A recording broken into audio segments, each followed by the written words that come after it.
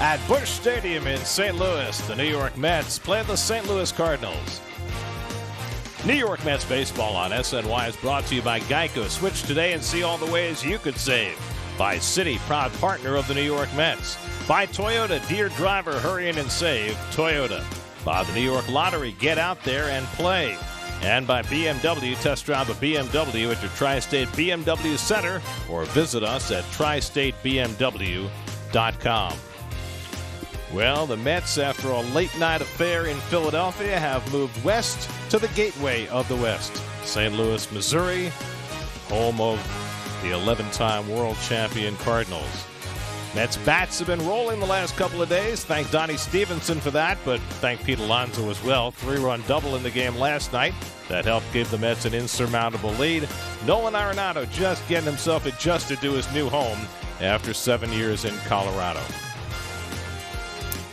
And a pleasant good evening, everybody, and welcome to the broadcast booth. Gary Cohen, Keith Hernandez with you tonight as the Mets open a 4-game series in St. Louis. But before we get to that, let's talk about last night. This was one of the most bizarre games you're ever going to see. The Phillies did their best to try and kick the game away, but they were within 1 millimeter of tying the game in the ninth inning. Let's give you some of the key plays. We can't get to all of them. But this was Jose Peraza. First at bat as a Met, hit one through Rhys Hoskins. Jonathan Villar goes first to third and then makes his birthday dash for the plate. Hoskins forgot that he was there. Nick Maton had no clue. That tied up the game after Conforto walked to give the Mets the lead. Alonso unloads and hits a 3-run double against David Hale that gave the Mets a cushion. The cushion, though, almost was not enough. After Edwin Diaz, pitching with a sore back, gave up a run in the ninth. Rhys Hoskins hit apparently a 3-run homer to tie the game. But upon further review, it hit the railing, did not go out. It was merely a 2-run double, 8-7. Diaz left with the stiffness in his back.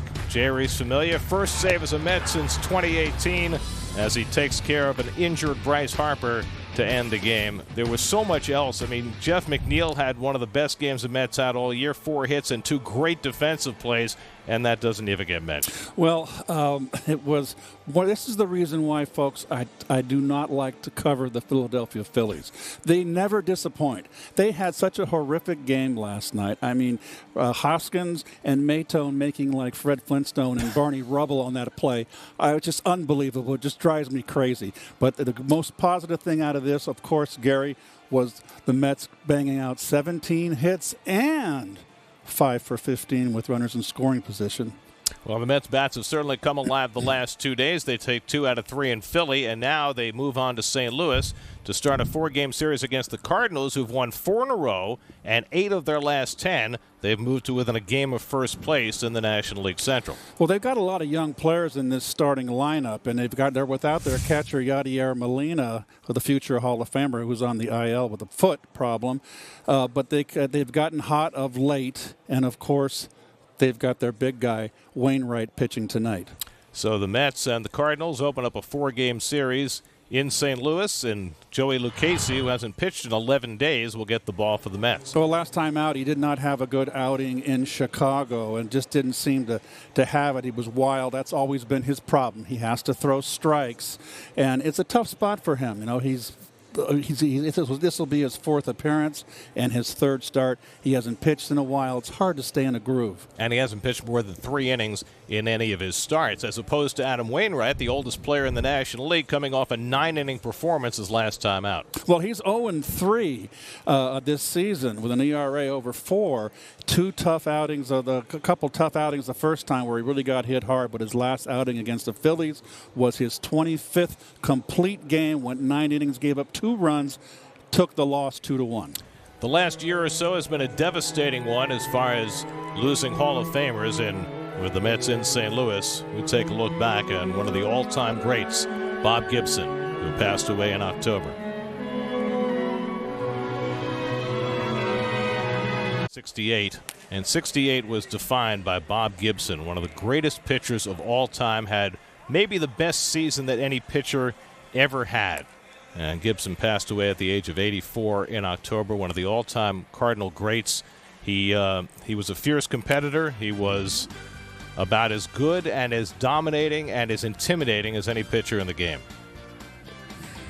This is him pitching in the 1968 World Series. Struck out 17 in Game 1 to set a World Series record against the Tigers. What emotion. That's Mr. McCarver.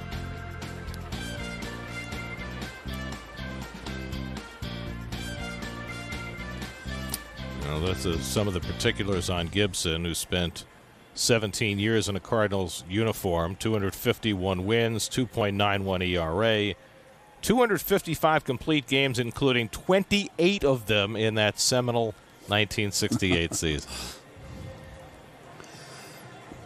And those are his numbers just in the World Series. Remember, in those days when Gibson pitched, there were no League Championship Series for most of his career. And in 1964 and 67, he pitched Game 7 of the World Series. 64, he did it on 2 days rest. And he won both of those. Lost in Game 7 in 1968. He was really one of a kind, Keith. He certainly was. I'm the most intimidating athlete, baseball player I've been in the clubhouse with or played against. He was such a dominant force. Just a fabulous guy. Then, that 64 series, Gary, prior to that, Gibson came up in the late 50s. He was always a little bit wild. No one really had faith in him. He credits Johnny Keane, who put him in the starting rotation and kept him there. And then in Game 7 on 2 days rest, in 64, the game that he won, Johnny Keane said, "I bet on his heart." And that turned out to be exactly what he needed. I know as a Met fan, you looked forward to the matchups between a young Tom Seaver and an aging Bob Gibson. Those were some of the most fun games that the Mets played back in those days. Well, it's like when you get the great ones, when Koufax would match up with Marichal. You can go on our youth those days. Those are the games you looked forward to. And Gibson certainly was wonderful. And as you noticed his motion, folks, they talk about pitchers, and Ronnie talks about fielding your position. Gibson was a Gold Glover. He followed through the first base side. He was so athletic and so quick, much like Marcus Stroman covering the third base line, but Gibson was following all the way through. He was just a tremendous athlete, Harlem Globetrotters. And he was intimidating on the field, and he could be intimidating off the field. Joe Torre at one time hired him with the Mets as his attitude coach. I can only imagine what it was like as a 20-year-old coming to the big leagues and being in the same clubhouse with Bob Gibson. Folks, just read that quote, and I think that encapsulates the man right there. That is him, who he was. And I like the fact that he said he never threw at anybody on purpose. Okay, fine, maybe he did. But he had to own the inside corner, and he certainly did. And he was one of the most intimidating pitchers in Major League Baseball history. One of many Hall of Famers whom we have lost over the last year or so, the great Bob Gibson. It's the Mets and the Cardinals coming up from St. Louis. Mississippi River in the shadow of the arch. Got your barges, got your riverboats. New York Mets baseball on SNY is brought to you by Spectrum. Spectrum Mobile has unlimited talk, text, and data. You can save up to 40%. Go to SpectrumMobile.com today.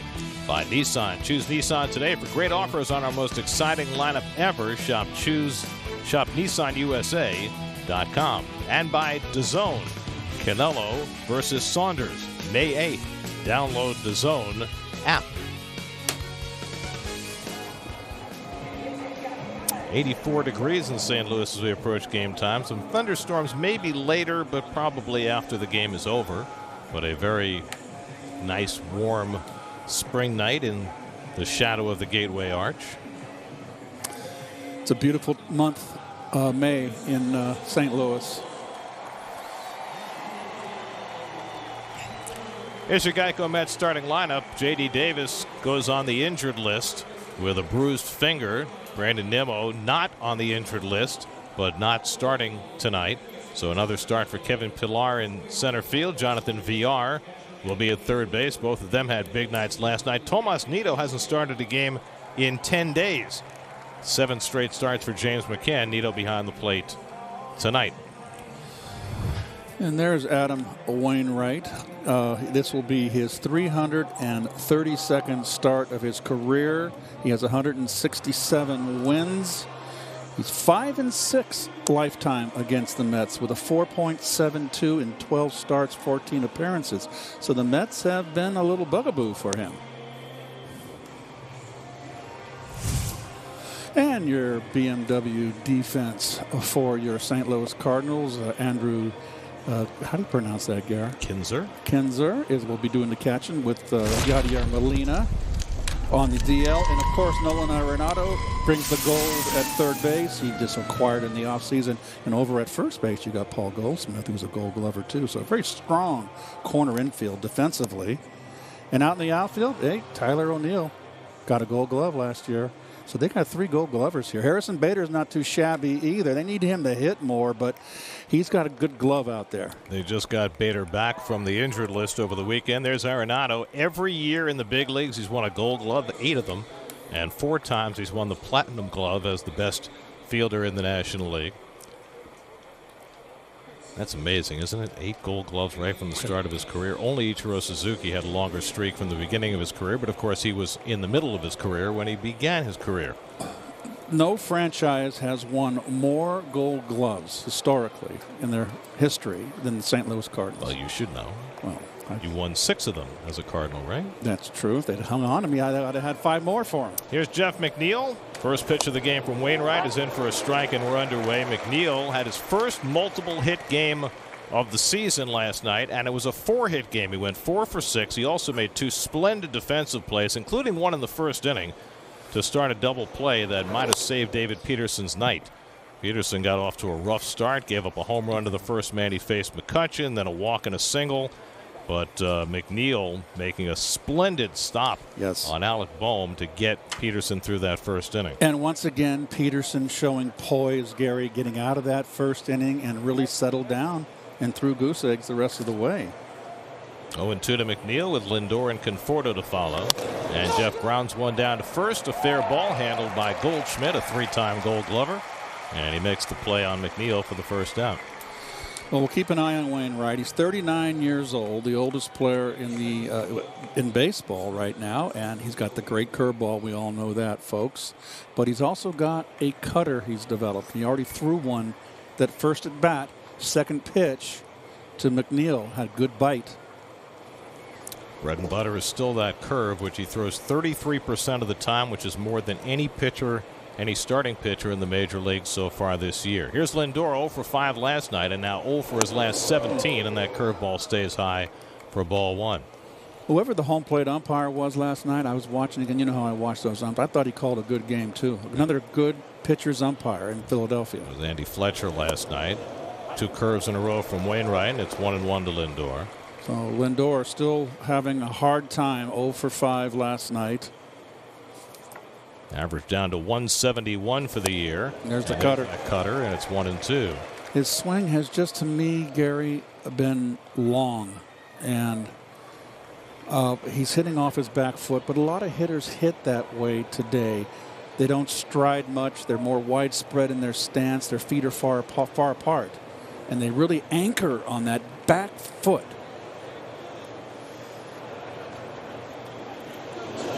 And the curveball strikes out Lindor. It's a 4-pitch at bat, 3 curveballs from Wainwright, and he's still got that 15 years later. Well, he's coming out of the chute with his breaking stuff.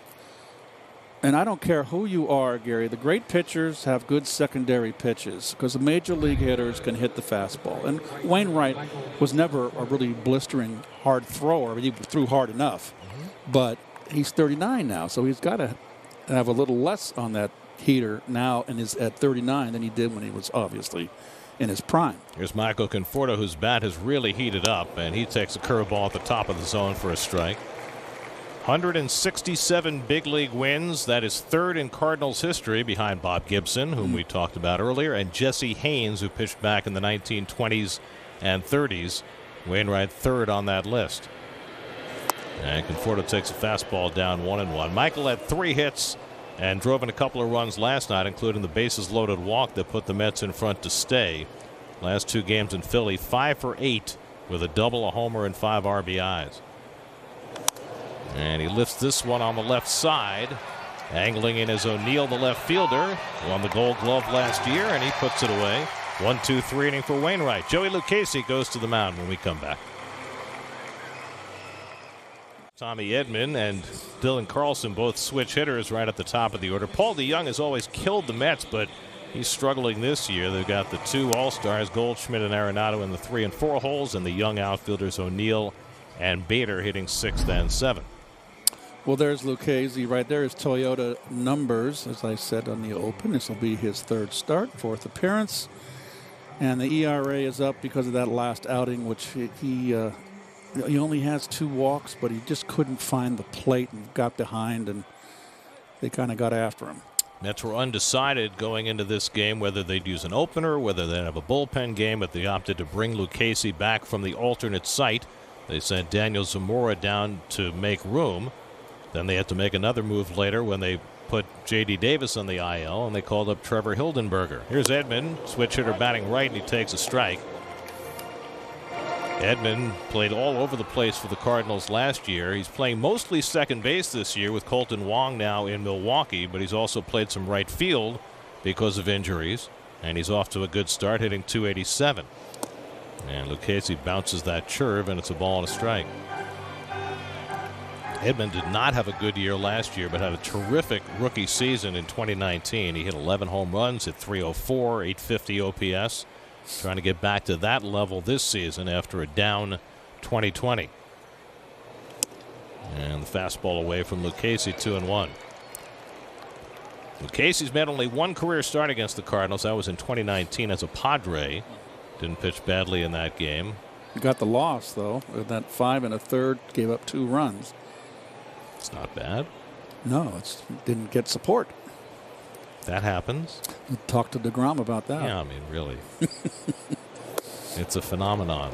3-1 now to Edman with Dylan Carlson and Paul Goldschmidt to follow. Joey Lucchesi, 27 years old, a lost season with the Padres last year. Only 3 appearances after making 30 starts for them in 2019. Had a good year for them. 10-10, 4.18 at the back of their rotation. And a knee-high strike to Edman, 3-2.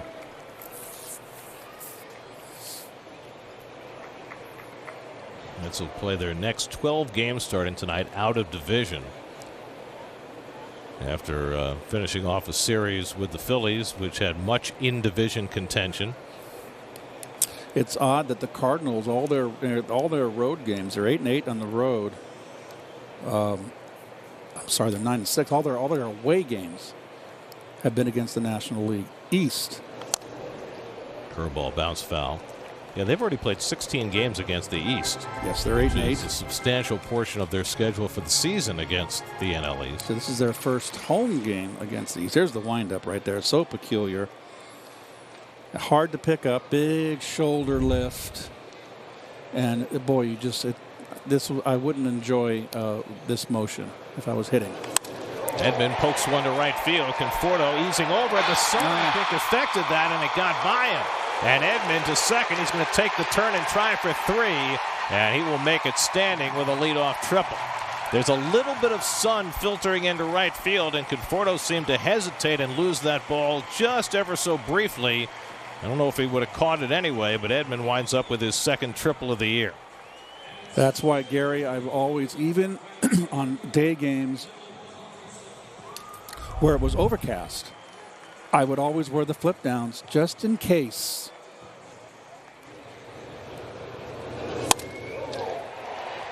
Yeah, he loses it right here. He definitely loses it. He had an issue in Philadelphia yes, with he the did. ball in the sun where he didn't have sunglasses on. But if you notice the shadow in Philadelphia, it wasn't the shadow. His shadow was towards the foul pole, the right field foul pole, so he wasn't looking into the sun. Here he is. Dylan Carlson drives one out to right. Conforto sees this one and makes the catch, but Edman will walk on home with the game's first run. So Carlson with a sacrifice fly. And just like that, 2 batters in, the Cardinals have a 1-0 lead. Take a look at your Lexus Met defense. You got Tomas Arenado behind the dish tonight. And VR, of course, is starting at third base. And Pilar, and that's going to be a tough one, tongue tire. Pilar in center field due to the injuries. Davis on the IL and Nimmo day-to-day. So Conforto battling the sun on that first ball, was able to track the second one. Here's Paul Goldschmidt taking the curve for a strike. Well, here's where you get out of this with just one run and settle down, but you got to go through the teeth of the order right here. Two big right-handed bats. Goldschmidt off to something of a slow start, just a .281 on base percentage. Now in his third year with the Cardinals, after his first year signed a 5-year, $130 million extension. Now 33 years old after all those great years in Arizona. 6-time All-Star. He's a good player, isn't he? Goldschmidt has 3 home runs on the year, all against right-handers. Has yet to hit a home run off a lefty. You see that OPS at 645. That's about 200 points below his norm. Always has that bat pointed down. But he writes it once he gets set, if you look. Only 2 Diamondbacks have ever played 1,000 games for that franchise, Goldschmidt and Luis Gonzalez.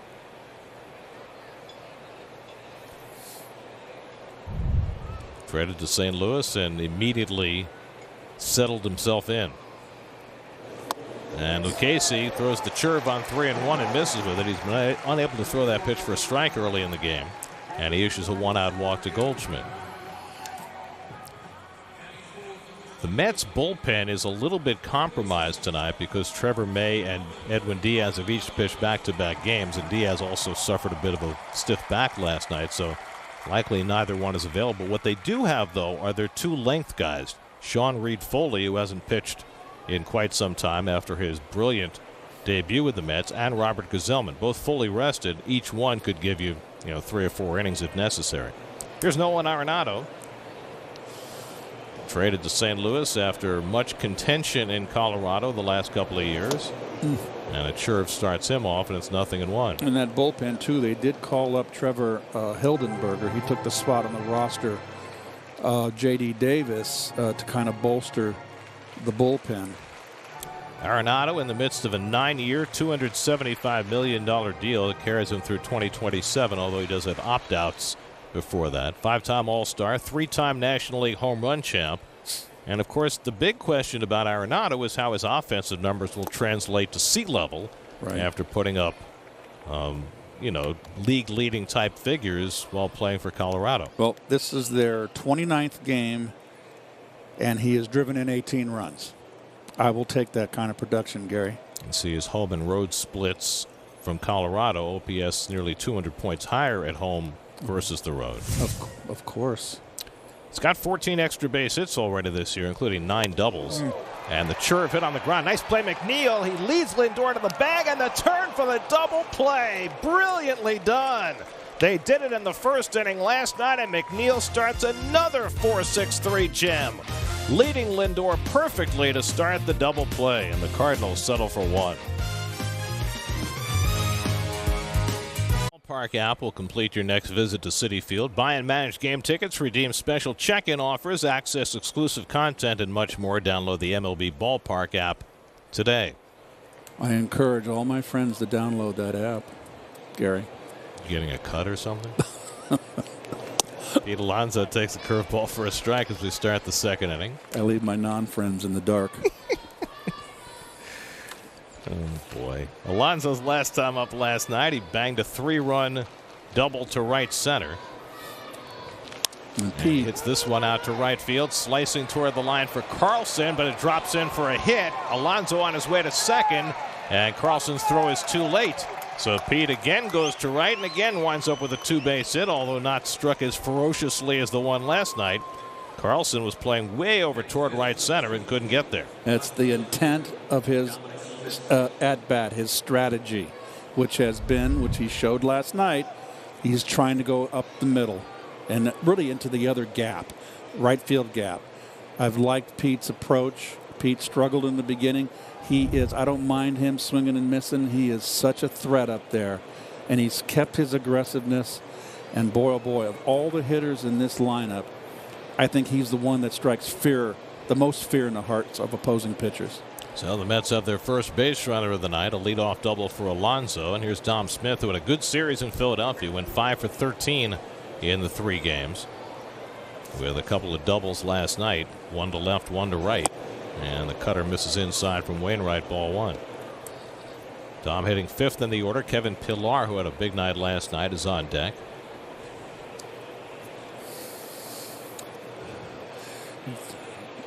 Dom got a gift double his first at bat last night off McCutchen misplayed his double. He's having trouble with the breaking ball, and he was such a good breaking ball hitter last year. Led the major leagues in batting average, or the National League in batting average on the breaking stuff.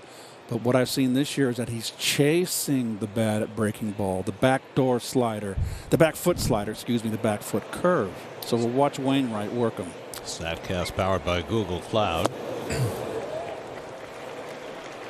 Change up down, and it's 1-2 to Dom. So all Dom has to do is lay off that bad breaking ball, and he'll find himself in hitters' counts. Because you keep swinging at it, they're going to keep feeding to you. And the minute when you stop, you're going to be hitting 2-0, 1-0, 3-1. DeYoung keeping Alonso close at second. And Dom gets a fastball and fouls it off.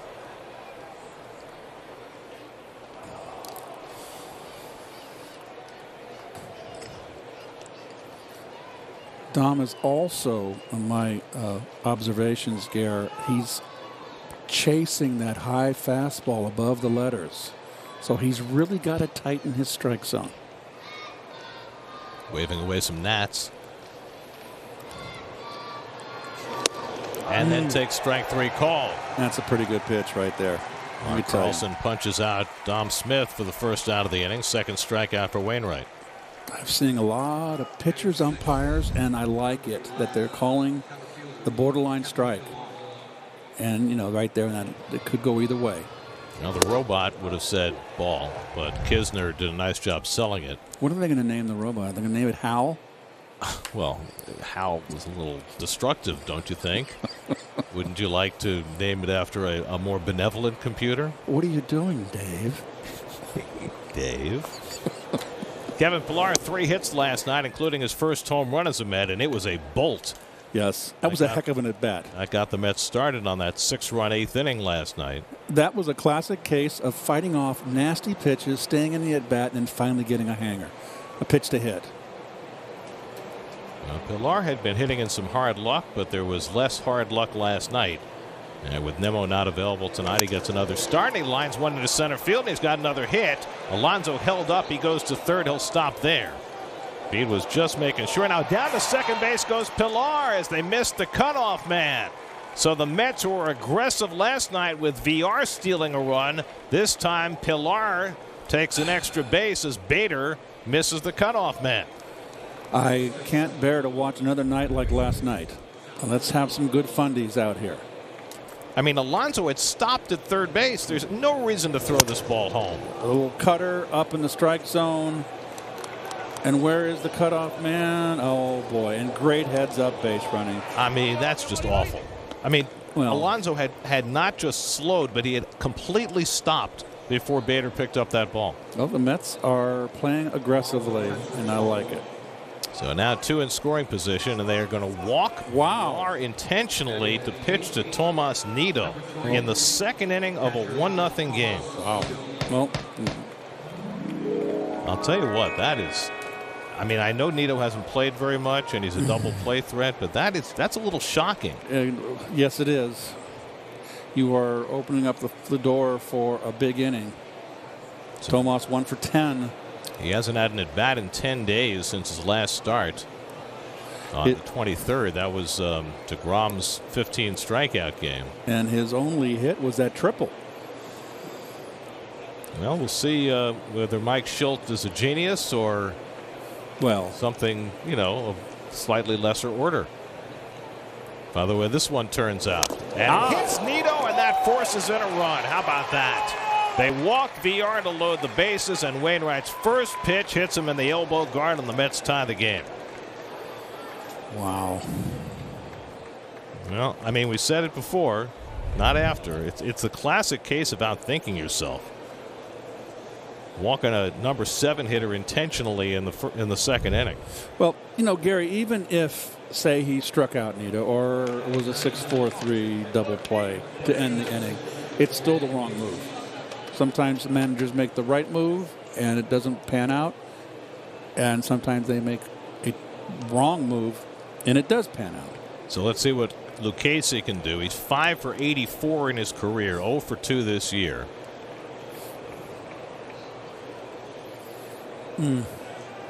So Pilar at third, VR at second, and Nito at first. 1 out in the inning.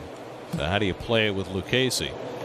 It's that old thing. If you think you're going to hit into a double play, make sure you strike out. So VR's career numbers against Wainwright, Gary, 3 for 18. Well, it wasn't his choice. I don't think Wainwright would have been in favor of walking him intentionally. The curveball misses down 1-1. Here's a good point: is that it's in the second inning, it's second and third, 1 out. Play the infield back, concede the run. It's 1-1. Now you've got to, with the walk, it could be a big inning.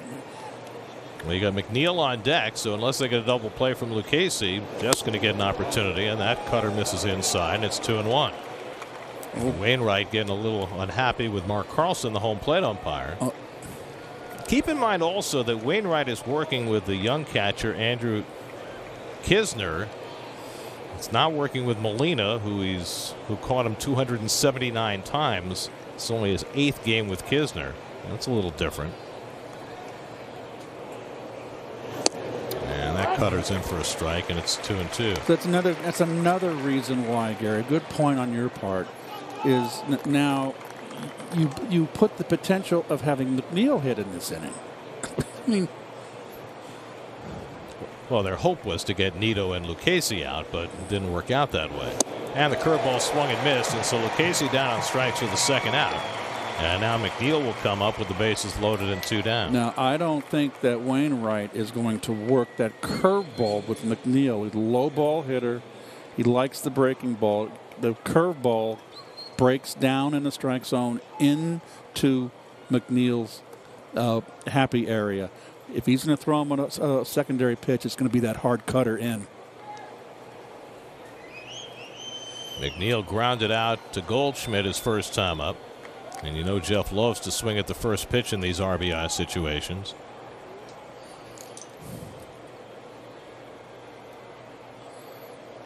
And there's your cutter. That's the cutter inside, ball 1. So no wiggle room for Wainwright here. Bases loaded.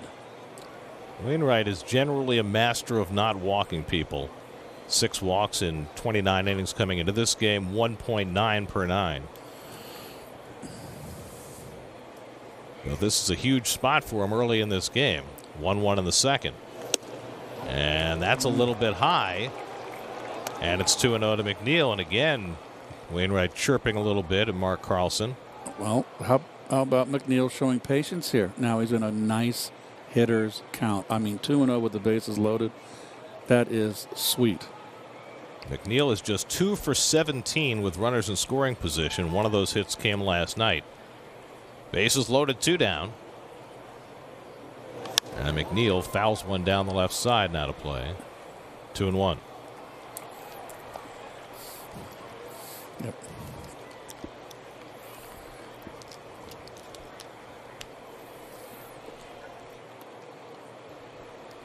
The inning began with Alonso's double. Pilar singled and took second on an ill-advised throw to the plate. They walked VR intentionally. Nito was hit by a pitch. Now McNeil with 2 out and the bases full. And the curveball misses, and now it's 3-1. Tried to backdoor him with that 12-6 hammer. And now he's in a tight spot.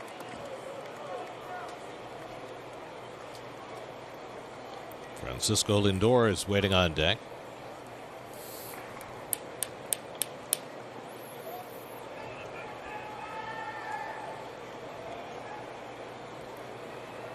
3-1 coming.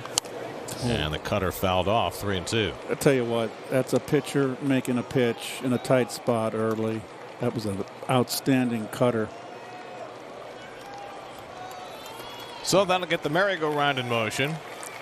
Pilar, VR, and Nito will all be running. Oh, will he drop a hammer on him? Try that backdoor hammer after the cutter hard in his hands.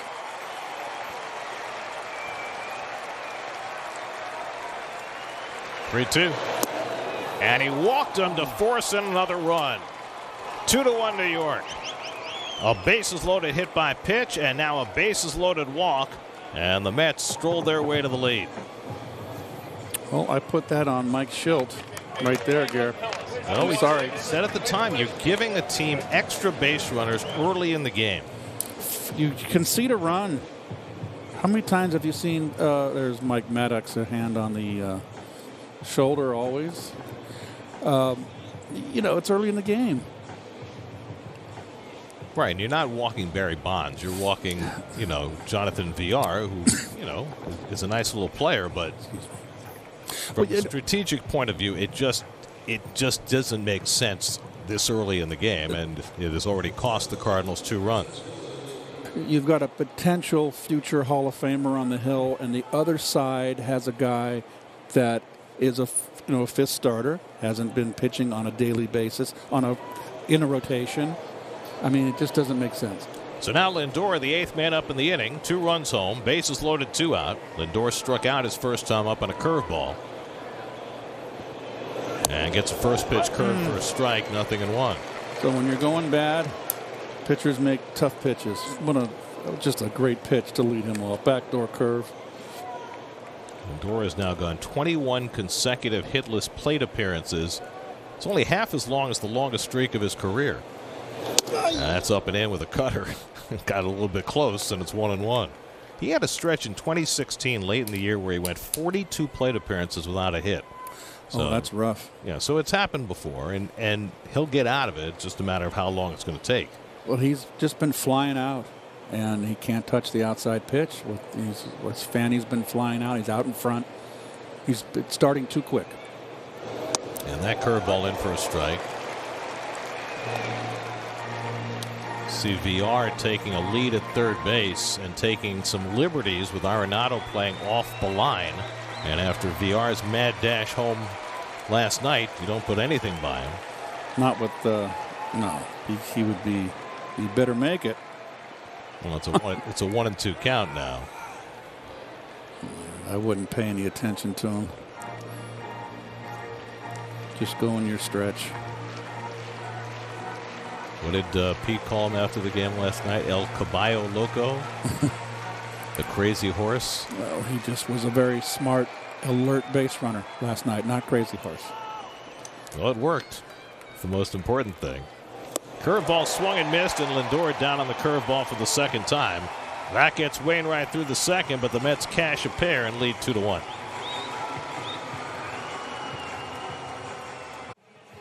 Fan safety at Citi Field is top priority. Learn about the new protocols and what you need to know before coming back to the ballpark at Mets.com/safe@Citi. Mets with a 2-1 lead as we go to the bottom of the second. Terrific double play turn behind Joey Lucchesi to end the bottom of the first, and then the Mets take advantage of a couple of Cardinal mistakes, one by the center fielder and one by the manager, to score 2 runs and give Lucchesi a lead. Here's Paul DeJong, noted Met killer, who is off to a miserable start. He's hitting just 172. He does have 6 home runs, though. Cardinals have been hitting a lot of home runs. In fact, they've out-homered the opposition 36-21. That's the best home run differential in the major leagues. One of the reasons the Cardinals are on this stretch. In fact, they've hit a 3-run homer in each game of their current 4-game winning streak. And that sails high to DeJong, 2-0. DeJong, though, in 83 career at-bats against the Mets, has 19 extra base hits. Yeah. A lifetime .807 slugging percentage against the Mets, which is the highest all-time against the Mets. Higher than Rico Cardi, higher than Albert Pujols. Well, Rico Cardi could hit. He could hit the Mets. Well, he could hit. Yes, he could. And that misses inside from Lucchesi, and he immediately falls behind a young 3-0. Tyler O'Neill on deck, then Harrison Bader for the Cardinals in the second.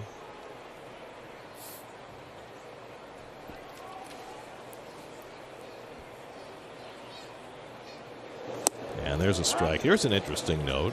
Wainwright hitting Nito with the bases loaded. Only the second time in his career he's hit a batter with the bases loaded. The first time came 14 years ago. He hit Russell Martin when he was with the Dodgers with a pitch to force in a run in 2007. I believe that. It's been around a long time. And that's a strike. Good pitch by Lucchesi on the inside edge, and it's 3-2. That's what made Lucchesi so effective in spring training against the right-handers, was that fastball inside corner. And then he has that little off-speed. I'm not going to call it a curve. It's a curve. Well, he calls it a curve. And I'll tell you why, Gary. And the curve is popped up, even if you won't call it. Nito sidestepping equipment in the on-deck circle. Nicely done for the first out. So why is that, Keith? Just from a psychological point of view, when Bruce Sutter came up and everybody said the split finger, and the first time I faced him, it broke like a hard sinker, but an unusually hard sinker. So I wouldn't let myself say it's the split finger because everybody was getting everybody out. I always went up there with the mindset of I'm hitting off a right-hand sinker baller, make him get it up. Right.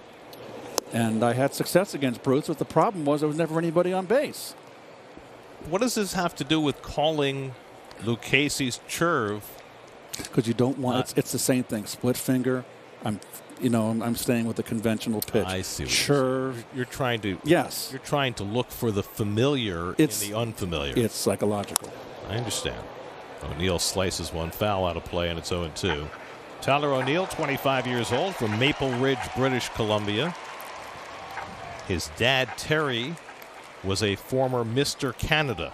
And if you look at Tyler O'Neill, you can see that he has been lifting weights since he was just a tot. He is a strong guy. He is really strong. Everybody looks at the upper body of these strong players. I always look at the legs from the waist down. When someone's stocky down there and strong down there, that's danger. Legs are a big part of hitting.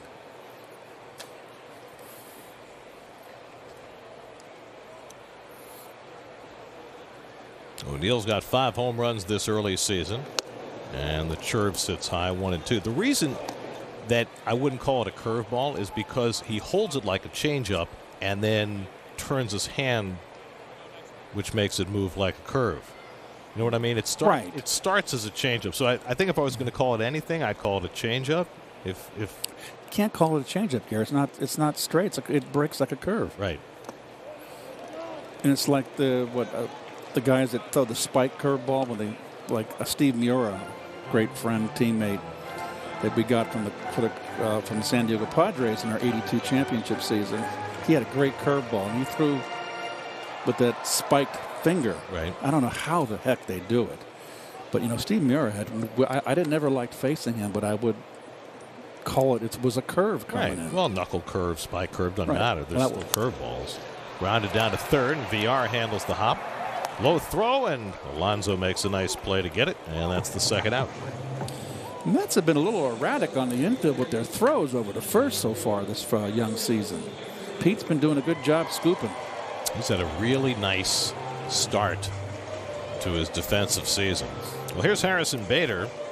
Bader was on the injured list to start the season. He had a forearm strain that just wouldn't heal, so he had platelet-rich plasma injections in spring training. Finally made his season debut this weekend. 2 for 11 to start the year. Harrison Bader, who was Pete Alonso's teammate at the University of Florida. They were teammates for 2 years there. Another good athlete, can run, but he just hasn't been able to hit. And he's a terrific center fielder, even though he made a kind of a bonehead play in the last half inning. I mean, he makes some spectacular catches out there. Born in Bronxville, went to Horace Mann, same high school that produced our producer Greg Picker. I don't hold that against him.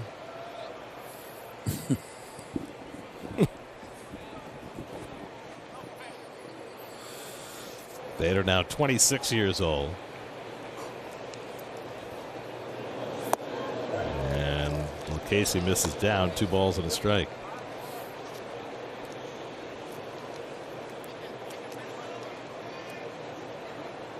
Bader hit a 3-run homer yesterday for the Cardinals in their 3-0 win over the Pirates. Great pitching performance by Carlos Martinez yesterday. And that curveball sits high, and it's 3-1. He's been hanging that curve upstairs. You better be careful.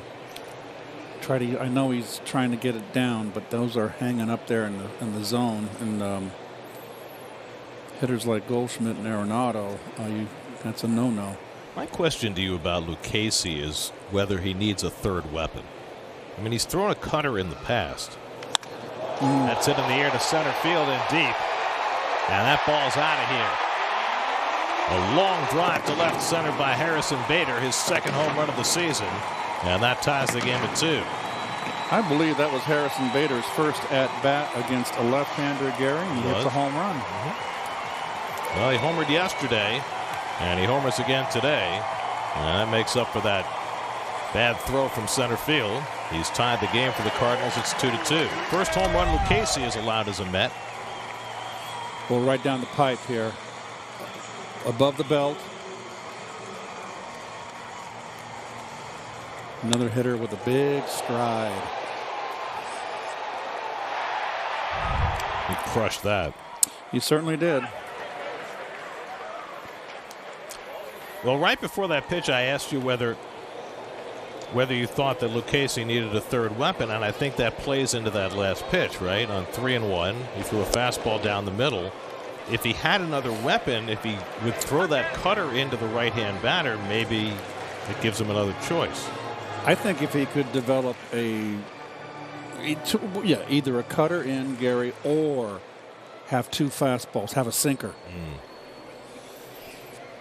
Andrew Kisner, the catcher, batting 8th in the order, and he takes a fastball inside, 1-1. Let's check in with Steve Gelb. Steve? Yeah, Gary, I checked in with Jeremy Hefner about this as well, and obviously, ideally, it would be great if he could develop a third pitch. The thing is, that curve is unique enough and has enough movement that he can still get batters out, but the key is, first time through, he has to have command of it, because if he doesn't, and he hasn't really had great command of it tonight, then second time through or later in the game, hitters can totally eliminate that pitch and just sit fastball. That's where he gets into trouble. Steve, are you in the yard here? Yes, Keith. I'm always in the yard. In our yard. Yes. Not in St. Louis. In our yard. Keith, come on. You did not come over and say hi today. I came over and said hi to Gary. I know. I heard you. You hurt my feelings. Well, why didn't you come in then? No. I didn't see you. I guess, you know what? You're right. It's on me to come say hi to you, not the other way around. I'm the old guy. I mean, really, it's protocol to be followed here, Steve. The curve sits high to Kisner, and it's 2-2. Andrew Kisner getting his most significant playing time with the Cardinals. Had a smattering of starts the last couple of years, but now with Yadier Molina on the injured list with a foot injury. And Yadi was tearing it up. He was having a great offensive start. Sure was. So Kisner's getting to play almost every day. Their backup catcher is the former Met Ali Sanchez, who appeared with the Mets last season. Well, they're a right-handed middle-of-the-order team. And a curve strikes out Kisner, and that's how the second inning comes to an end. First strikeout for Lucchesi. Bader's home run ties it up.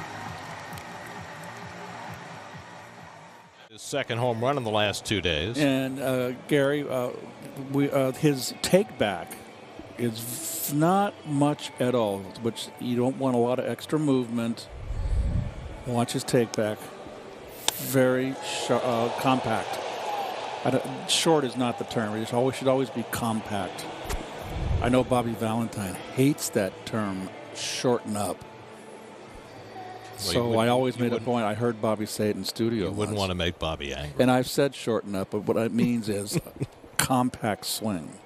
I hope he approves. I'm sure he does. I can see him giving you the thumbs up right now. So we start afresh in the third inning, 2-2. Here's Michael Conforto to lead off against Adam Wainwright. Conforto flied out to left his first time up, and Wainwright misses with a fastball. Mets sent 8 men to the plate in the second inning. A bases-loaded hit by pitch and a bases-loaded walk got them their 2 runs after Mike Schilt opted to walk Jonathan Villar intentionally to load the bases. And the curveball misses to Conforto, 2-0. Pete Alonso on deck, and then Dom Smith for the Mets in the third. Wainwright last time out hooked up in one of the best pitch games of the year against Zach Wheeler and the Phillies. They both went the distance, or they both got into the 9th inning anyway. And Wainwright gave up a couple of solo home runs to Rhys Hoskins, which beat him 2-1. It was the first time that Wainwright had gone 9 innings in a loss since 2007. I mean, you just don't see anybody doing that anymore. The complete game loss. Yep. Very much a thing of the past. Complete game victory is rare enough. Oh, yeah, exactly. And it's golf foul by Conforto, 2-2. Well, Wainwright's won a couple of Gold Gloves, 3-time All-Star. 4 times he has finished in the top 3 in the Cy Young balloting. He's never won it, but he's been top 3 4 separate times. But I would have thought he had been to more All-Star games. Just misses up high, and it's a full count to Conforto. He's trying to get that up and into the left-hand hitters. He tried to do it to McNeil. He's just missing. He walked McNeil with the bases loaded. One of his 2 walks. First was intentional, and now the curveball fouled off. Conforto swung at ball 4. If I remember correctly, Wainwright always shows his stripes on his socks, does he not? He's got them tonight. Very striped. You've always loved those socks, haven't you? I always show the bottom 3 stripes. Nice eye. And he tries to stop the swing, and he does. And Conforto's on with a leadoff walk. Third base umpire Jordan Baker making that call. So that's 3 walks for Wainwright, which is, that's 3 starts worth for him. That just goes to show how Wainwright respects the lineup. Pitching very tough. This is a very balanced lineup, Gary. And got some guys, if you make mistakes, they can leave the ballpark, put you in a world of hurt. And they're just starting to get going. The last couple of days in Philly, they put up 5 runs and 8 hits on Saturday, 8 runs and 17 hits last night. Here's Alonso, hit a fly ball double that fell into right field his first time up. And this time Wainwright crowds him for ball 1. So Pete is now doubled in 3 straight games. He takes a vicious cut. He had one to center field on Saturday and then to right center last night and toward the right field line tonight. This time the right fielder Carlson not playing quite as far over in right center as he did the last time. And this one's driven to left center, and that'll go to the gap. Cut off by Bader. Conforto to third, and Alonso dives in safely at second. He is now doubled again. Second double of the night for Pete, and his 4th in the last 3 games. And the Mets have second and third and nobody out. Curveball, you got to pitch Pete in. Now Wainwright has the straight fastball. There's a cutter right there, and Pete's approach is just going right up the middle, keeping that shoulder in. And really, Gary, this resurgence by the Mets, it's been Pete so far. I know it's in its infancy right now, but Pete's getting the big hits. Well, Conforto, too. Yes. Conforto had the game-winning home run Saturday and then some great important at-bats last night. So here's Dom with a chance to drive in some runs. Took a call third strike with Alonso in scoring position his first time up. And the breaking ball fouled off, 0-1. So here we have the infield back now, Gary. As a looking back on that 2-run second inning, you're conceding a run. Mm-hmm. So why would you intentionally walk VR? I know I'm beating a dead horse here. I think it's because I think Schultz wanted to face the 8 and 9 hitters and knew that Nito hadn't had a bat in 10 days. So I understand it from that standpoint. It's just too early in the game. I agree. Curveball hit on the ground down to first. A run will score. Goldschmidt makes the play on Smith, but it's a doubly productive out as Conforto comes in with the lead run and Alonso gets to third.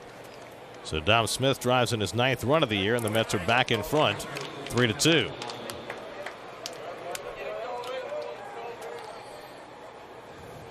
They've had some good at-bats off of Wainwright. Very patient. So now where do you play the infield? I would concede a run. I would have the third base and first base maybe in a position halfway, and they're not doing it. Arenado, they're conceding. Well, the middle infielders are about halfway. Pilar takes a curveball for a strike. I would not have the middle infielders. Well, it's only one run. I mean, they're in a spot where they can come home with a hard ground ball. Right. Alonso at third and 1 out. Pilar singled to center his first time up after his 3-hit night last night. And Pilar pulls the ball. We've seen enough now. He's a pull hitter. And so thus Arenado playing back at third. But there's a lot of game left here. Adam Wainwright, 5-6 lifetime against the Mets, one of only 2 National League teams he has a losing record against. Now they're coming in a little more, Gary. The only other team he has a losing record against in the NL is the Cincinnati Reds. Of course, that doesn't include the postseason. And that curveball hit in the air foul down the left field side, and that'll go out of play. Of course, Wainwright didn't get any wins in the postseason against the Mets. He did, however, get a couple of saves. Memorable ones. Yes. That's 15 years ago, Keith. Yep. That was our introduction to Adam Wainwright. An indelible imprint on Met history, Gary. And Cardinal history. They went on to win the World Series that year. Beat the Tigers in the World Series. Well, the Tigers played so poorly in that series, didn't they? Well, their pitchers throwing the ball away. Oh, my gosh. It's embarrassing. Wainwright needing a strikeout. He's 0-2 on Pilar. And that's hit in the air to center field. Hit pretty well. Bader going back to the warning track. Back at the wall. It's out of here. Kevin Pilar strikes again. His second home run as a Met. His second in 2 nights. A 2-run shot for Pilar. And now the Mets lead it 5-2. Well, you know what? Yesterday's game, you had the bench, which I'll say the bench was Pilar and VR, who weren't going to start if it wasn't for the injuries, and they went 5 for 10. And now Pilar does it again.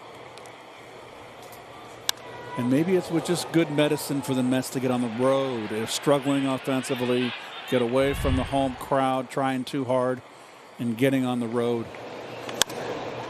Now VR flies one out to left. This one's playable for O'Neill. He battles it and he stays with it. No one took off on O'Neill, but he makes the catch for the second out. Well, we said it going into the season that the Mets had the kind of veteran bench that we had not seen in recent years from this team, that they did a lot of filling in around the edges to make it a more complete team.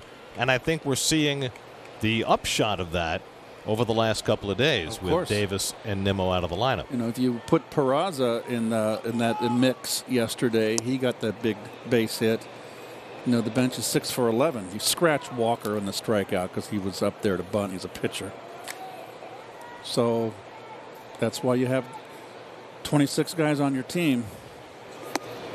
I have a hard time saying it takes 26 to win, Gary. Both these teams on their 26-man roster right now are carrying 14 pitchers, 12 position players. That to me, just I can't even believe that that's the case. But it takes that many pitchers to get you through the daily grind these days. Nito gets a breaking ball and fouls it off 2-2. Nito drove in the first Met run by getting hit on the elbow guard with a pitch with the bases loaded. And everything has tumbled down for the Cardinals from there. Mets have scored 3 times here in the third. Pilar capping it with a 2-run homer. And now Nito hits one past the mound, but the second baseman Edman right there to field it. And that retires the side, but the Mets put up a 3 spot in the third. Pilar with the big blow, 5-2 New York. Joey Lucchesi now with a 3-run lead as he goes back to the mound for the bottom of the third. Got two pitchers with as different styles as you could ask for tonight. Well, outside of the motion, look at the feet. I mean, the setup here, very close together, and Wainwright like he's in a main drag of an old western town ready for a gunfight. You got Lucchesi with his hands up and Wainwright with his hands down. Lucchesi with that funky left-handed delivery. And really no step back at all. Very, I guess, a compact motion, right? We're seeing more and more pitchers just really simplifying their motions, not this guy. Well, Wainwright steps in, former Silver Slugger winner. Yes. Always a threat at the plate. He's got 10 career home runs. Sure does. Lifetime 197 hitter. I mean, just the fact that you have two pitchers who each in their delivery bring their hands up over their head. I mean, it used to be every pitcher in baseball right. did that. But now, the fact that you have two of them pitching against each other, that's unusual. What was the pitcher for the Braves that pitched that way? Was it? Paul Bird. Yes. He brought it back. In fact, he did the double pump at times. Warren Spahn.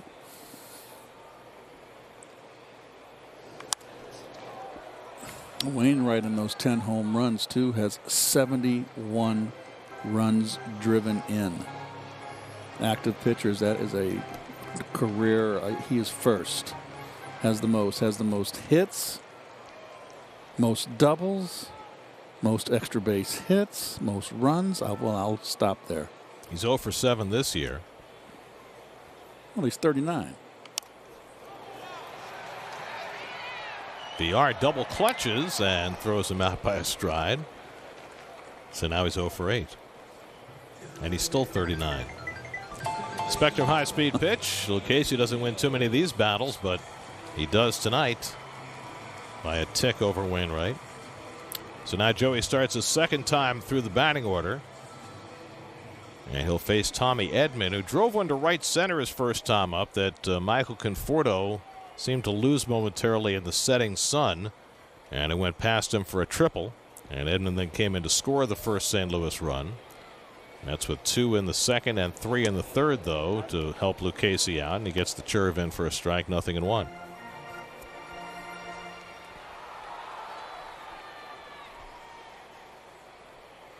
Edman, 25 years old, a Stanford product. When he came up 2 years ago, the Cardinals had no idea what they were getting exactly. And what they got was a utility guy who could hit. And he is a terrific fielder no matter where you put him. In fact, coming into the day, if you look at outs above average, one of the defensive metrics, he is tops in the major leagues. 1-2 to Edman. Dylan Carlson, the on-deck batter. And he's still playing multiple positions. He was supposed to play every day at second base, but then Bader got hurt, so they put him in the outfield, and he's played there about half the time. Came up through the minor leagues as a shortstop.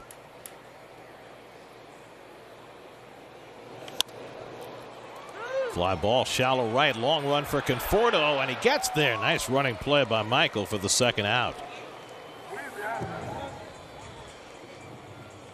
That was all about the jump. He had a long way from where he was playing in rather deep right field.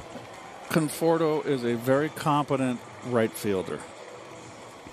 He has really improved. And, the toughest part of the game is going back on a ball. And he is really, last year he made some terrific catches over his shoulder on the run. Oh, that one play he made, reaching out to the warning track at Citi Yep. Field. That was the play of the year.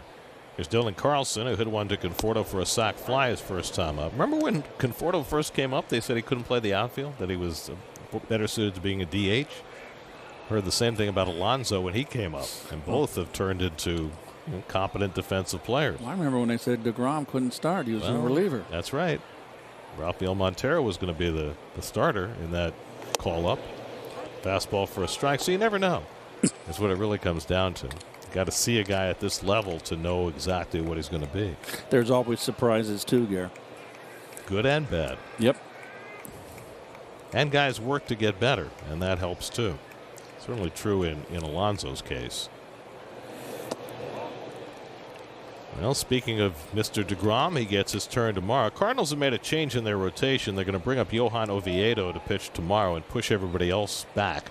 So the lefty Kwon Hyun Kim goes on Wednesday and Gant on Thursday for the day game. That means the Mets miss the Cardinals ace Jack Flaherty in this series. Some sparkling earned run averages up there. Well, they've got Carlos Martinez back as a starter now, and he pitched a gem yesterday. Flaherty's been great, and the Mets missed both of them. Cardinals basically going with a six-man rotation, which I think before the end of the season, a lot of teams are going to do because of the dearth of innings last year. And try and spread it out a little more. It's different for the Mets when you have a guy like DeGrom that you want to pitch as often as possible. That's lashed the other way, and a base hit for Carlson. So 22-year-old Dylan Carlson's had a couple of productive plate appearances, a sac fly, and now an opposite field single. Nice. Went right with this bell tie. Nice swinging down on the ball a little bit there. A little easy follow through. Didn't try to overswing. So the Cardinals have a two-out base runner for Goldschmidt, who drew a walk his first time up.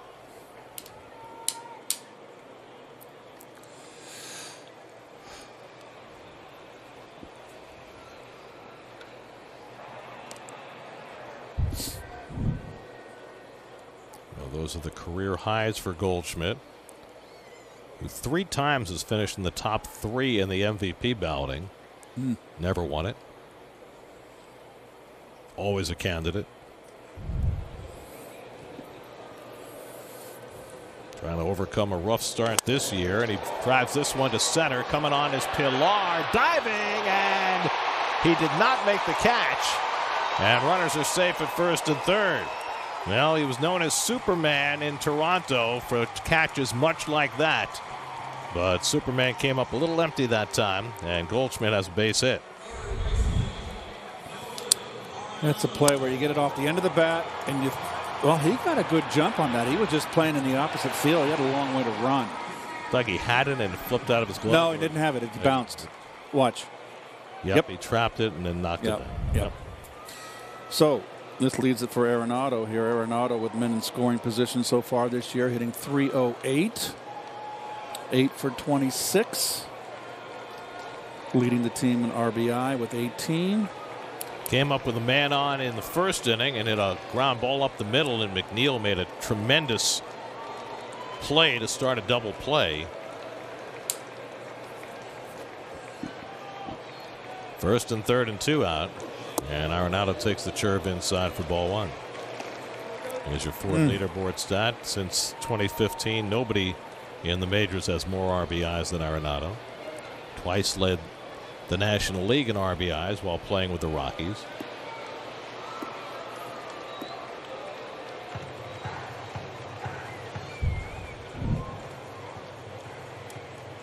Big spot here for Lucchesi, working with a 3-run lead, facing Arenado, who's the tying run at the plate.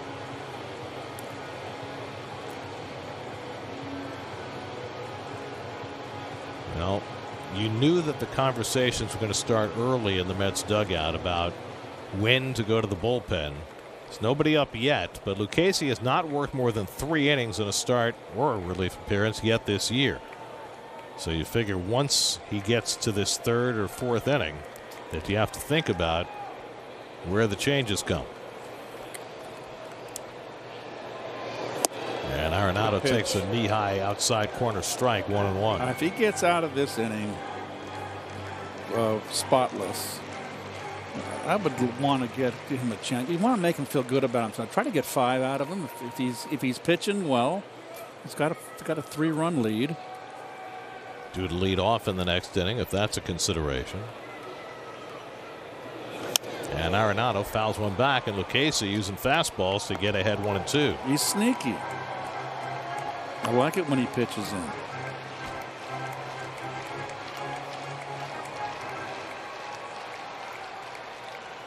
Checking the rotation of the signs. Making sure he's on the same page with Nito. Goldschmidt will sneak a stolen base every now and then. You have to keep an eye on him. Yeah, this is not the time to do it 3 runs down. And Arenado pops one up in foul ground. That'll go out of play.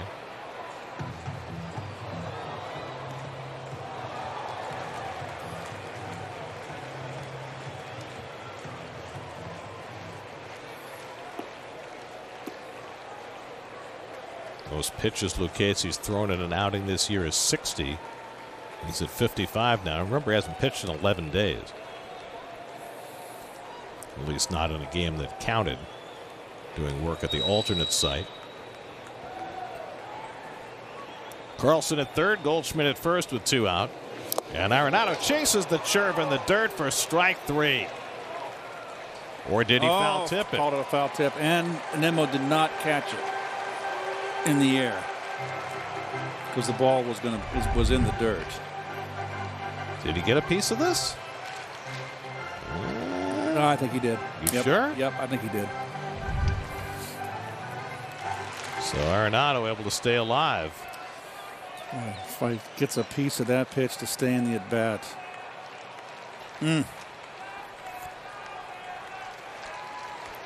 So Lucchese made a good pitch. He's got to make another.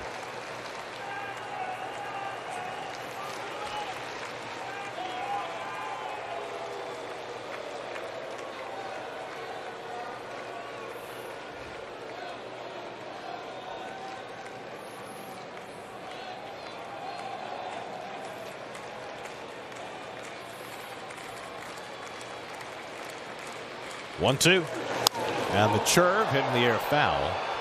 Well, he's lucky that Arenado got out in front of that one. Got a little anxious at it.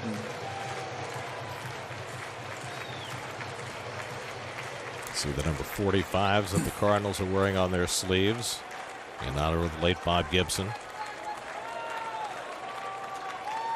41 on the Mets sleeves in honor of the late Tom Seaver. 7th pitch of the at-bat coming to Arenado.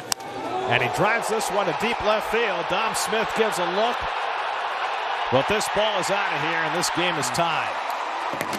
Nolan Arenado unloads a 3-run homer, his 5th of the year, and it's 5-5 in the 3rd.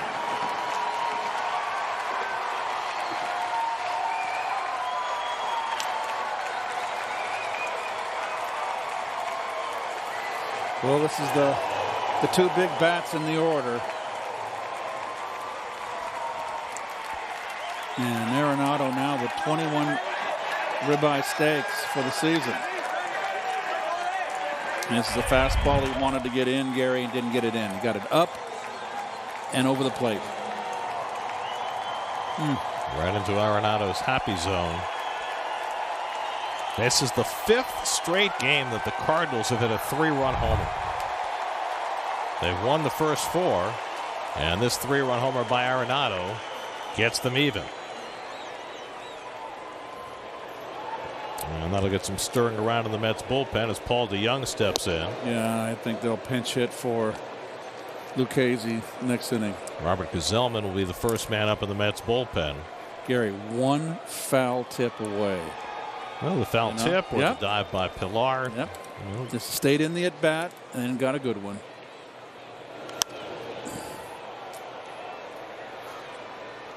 There's Gazelman just starting to loosen up.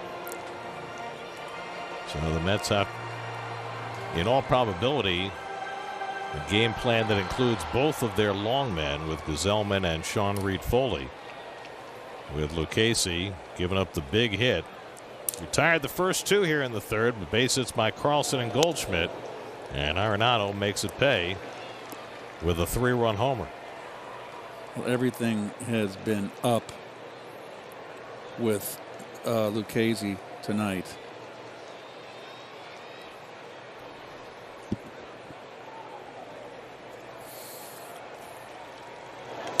And DeYoung hits this one well to right center field. Back goes Conforto near the wall, and it's off the fence.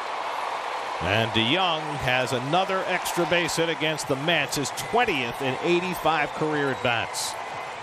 He doesn't hit much against anybody else. But boy, does he strafe the Mets. That's 4 straight 2-out hits against Lucchesi. And he'll get a visit from Jeremy Hefner. Good swing going with that ball down.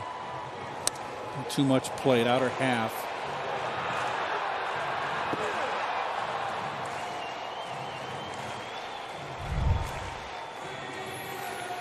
And Louis is just trying to 2 outs, get Lucchesi through this inning without any more damage, and he'll pinch hit. Well, your bench is so short right. that it's hard to, think about making a double switch. Right. They called up Trevor Hildenberg, and the Mets are what? I got a 4-man bench. 4-man bench with one guy who might not be able to play in demo. We don't know what his availability is. May not. They put him in for defense, right. But he may not be able to swing the bat. Davis went on the injured list today, and they called up Hildenberger. So they are going with a 4-man bench. So here's Tyler O'Neill, who grounded out to VR his first time up. 4 straight 2-out hits for the Cardinals. 3 runs are in to tie the game.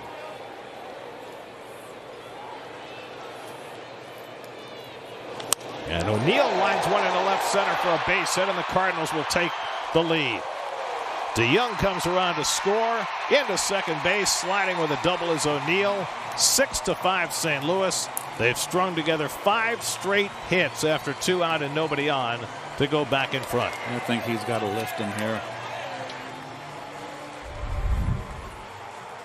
First pitch hitting. Always when a hitter, pitcher's in trouble, Gary, don't let him get ahead of you with men on base. They try to get that fastball, that first pitch. These guys can run, can't they? My goodness. That's going to be all for Joey Lucchesi. So Lucchesi unable to seal the deal in the 3rd inning. Mets down 6-5. Gesellman coming in. We'll be right back.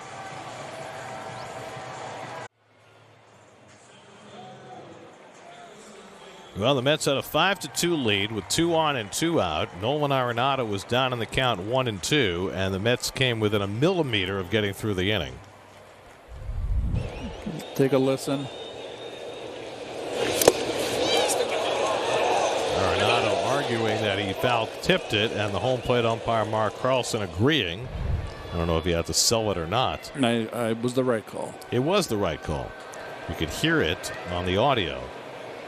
Harrison Bader will bat against Robert Gesellman, who throws a slider off the plate for ball 1. It's a big at bat here. You got a runner in scoring position. Cardinals have scored 4 runs on 5 hits, all after 2 out and nobody on. Gesellman hasn't pitched in 9 days since a tremendous outing against the Nationals, in which he threw 3 scoreless, hitless innings. Hey, when this season started, right before the end of spring training, Gesellman had a really terrible spring, and it wasn't certain whether he was going to go make the team. But he has pitched well.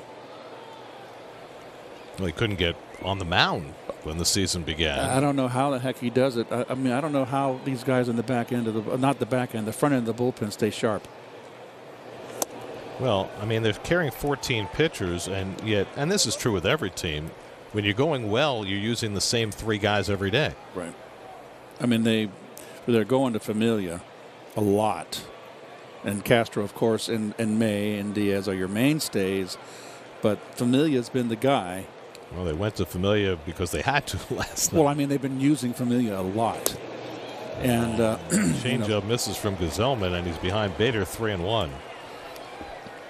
With Kisner on deck. I mean, you got Reed Foley, who hasn't pitched in an ice age. Mm-hmm. He was great his first time out in Chicago. That's a long time ago now. Bader hit a 450-foot bomb to left center, his 2nd home run in 2 days. And that sinker in for a strike, 3-2. I just don't understand how you can take 3-1 fastball. I don't. I just see so much of it. And you live for 3-1, 2-0. And what are you going to look for, a breaking ball? I think they do, Keith. Because, you know what? A lot of guys throw 3-1 breaking balls now, particularly with first base open. Okay.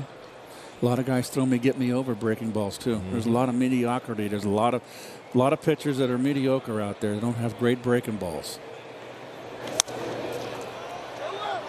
In the air, a long run for Conforto across the line, and he makes the sliding catch. Nicely done. Conforto had a couple of those in the inning. That one with a higher degree of difficulty. Cardinals string together 5 straight 2-out hits. They lead 6-5.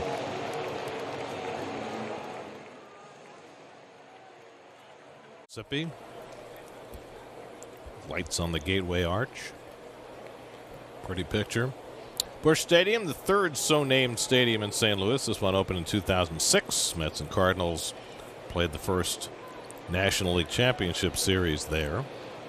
You see the statue of Stan Musial. Robert Gazelman has fond memories of this ballpark. His Major League debut came in St. Louis. And a very good one, Gare.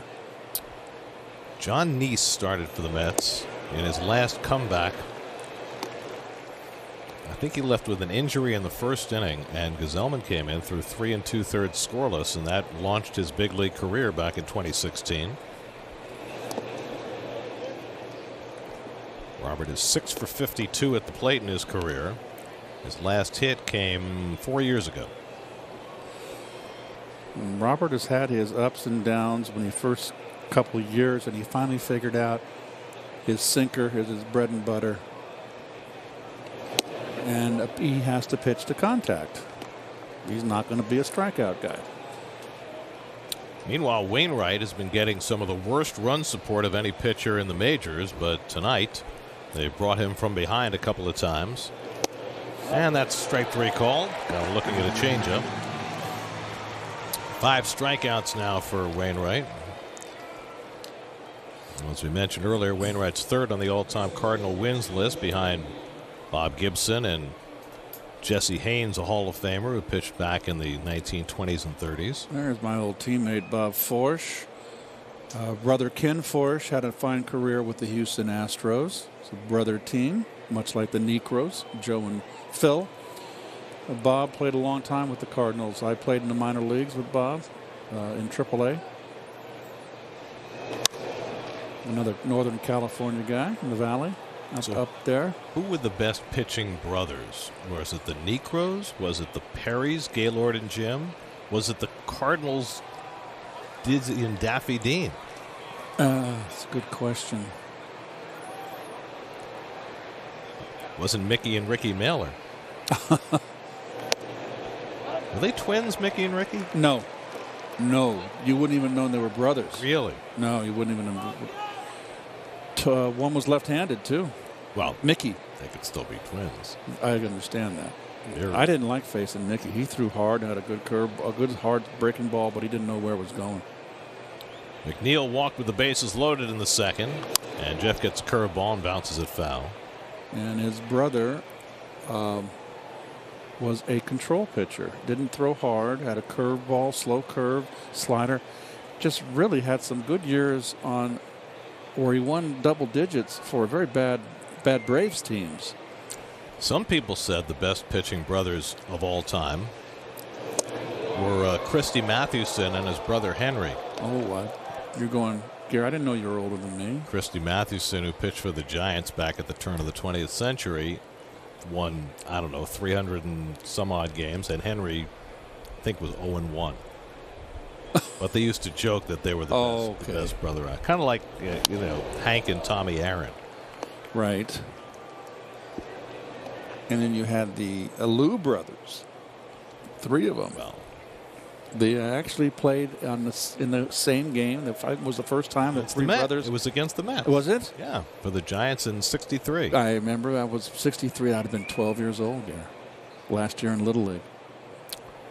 Pedro and Ramon Martinez. That's a pretty good brother act. Yes. On the mound. Slapped on the ground. Tough play for Arenado. He barehands it, but has no chance. He was playing over toward the shortstop hole, but his only opportunity to even think about throwing out McNeil was to barehand it, so he tried that. Well, McNeil there with a little slappy swing there. That's what he's been doing. If it's the first time I've seen McNeil become in certain counts when he's behind or 2 strikes, become a slap hitter, which is fine with me. He's leading off. It's all about getting on base. But it's something he's developed this year. It's fun watching Arenado. He tries things that nobody else could possibly do. Here's Lindor, who's had 2 fruitless at-bats tonight, both on curveballs. And Wainwright starts him with a fastball. Both of them, he swings and goes down on his one knee. Not almost there. I think we'll believe this one. No, yep, there it's because he's out in front. He's just not waiting, Gary. It's a tough guy to wait on. 73-mile-an-hour curveball. He throws him a changeup, and it's popped up behind third. Arenado going back and makes the play for the second out. So Lindor's hitless streak has reached 20 at-bats now. My longest hitless streak, Gary, I believe, maybe you can have Duger over there check it out. I think it was 0 for 23 or 4 in 1977. It cost me my 300. It was in August. And it was my breakout year when I wound up hitting 291, drove in 91 runs. I think I hit 15 home runs. And how did you handle that over? I was okay. Vern Rapp was the manager, and he benched me. He didn't bench me. He just sat me down and said, I'm going to sit you down for 2 days. Well, then Roger Freed was his Bobo, and Roger came in and hit 2 home runs, and then came in the ballpark the third day, ready to play, and he had Roger in the lineup again, and I got furious. I threw a baseball at him in BP. I was out in right field, and he called me into his office, and he started pointing his finger in my chest. Vern was, a confrontational kind of guy, and I was kind of shocked, and I just let him have it, and that was it. And did he put you in the lineup? No. The next day I came in, and I broke out. Maybe that's the way he planned it, to get you really angry. Yeah, but don't point your finger and point it and jab my chest. But if it worked, Keith, I mean... Okay, I'll do it to you.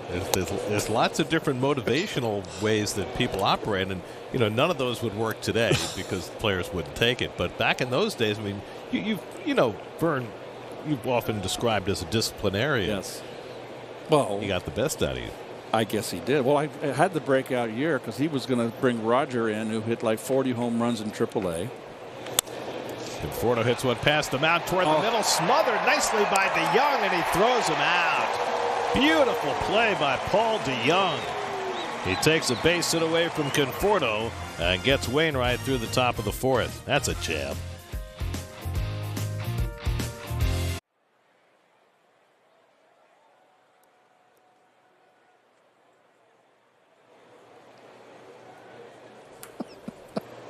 Watch SNY Mets games on any device. Just visit SNY.TV or download the NBC Sports app today for live streaming coverage of every SNY Mets game. Andrew Kisner leads off in the home 4th inning against Robert Gazelman, who got the last out in the 3rd after Joey Lucchesi imploded with 2 out in the 3rd. Lucchesi went 2 2/3, allowed 6 runs, 7 hits, a walk, a strikeout, 2 home runs, 63 pitches. The ERA finishes the night at 10.13, not what Lucchesi had in mind when the Mets called him back after an 11-day layoff. That's still, though, very much in this game and will need their long guys, Gazelman and Reed Foley, to carry the load tonight. Well, that's a long way to go, Gary. We're not even halfway through. That's correct. We are barely a third of the way through. Adam Wainwright on deck, then Tommy Edman. And the slider off the plate. 1-2 to Kisner. I think this is the best I've ever seen Gazelman throw. I mean, he's got a good sinker. No, he's turned into a pitcher. Really, really has. He knows what he's doing out there. Well, so many pitchers have been encouraged to follow the game plan of work up in the zone. And some guys just aren't designed to do that. I mean, think of Noah Syndergaard, right? Noah tried to pitch up in the zone. It didn't work for him. Did not work. Gazelman's a sinker baller. And he's going to be tough on. He just ran 2 fastballs in on the hands there of Kisner. A hard one. It is. You got the silent end and then the pronounced end. There's another sinker right there. And then that just, what? It establishes inside, too, which opens the whole plate for your breaking ball. And Gazelman's got a nice little tight little slider. He knows how to pitch. It's tough to pitch once every 9 days, though. Oh, I don't know how they stay sharp. I really don't. 2-2 to Kisner. I mean, Gazelman's only bad outing was in where he got hit pretty hard in Chicago. Gave up the 4 runs there. That's the only blemish.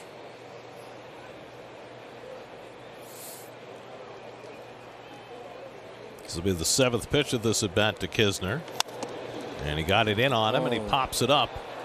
McNeil back and puts it away with 2 hands. 1 out. Nito got hit on the helmet with the backswing. He got hit good.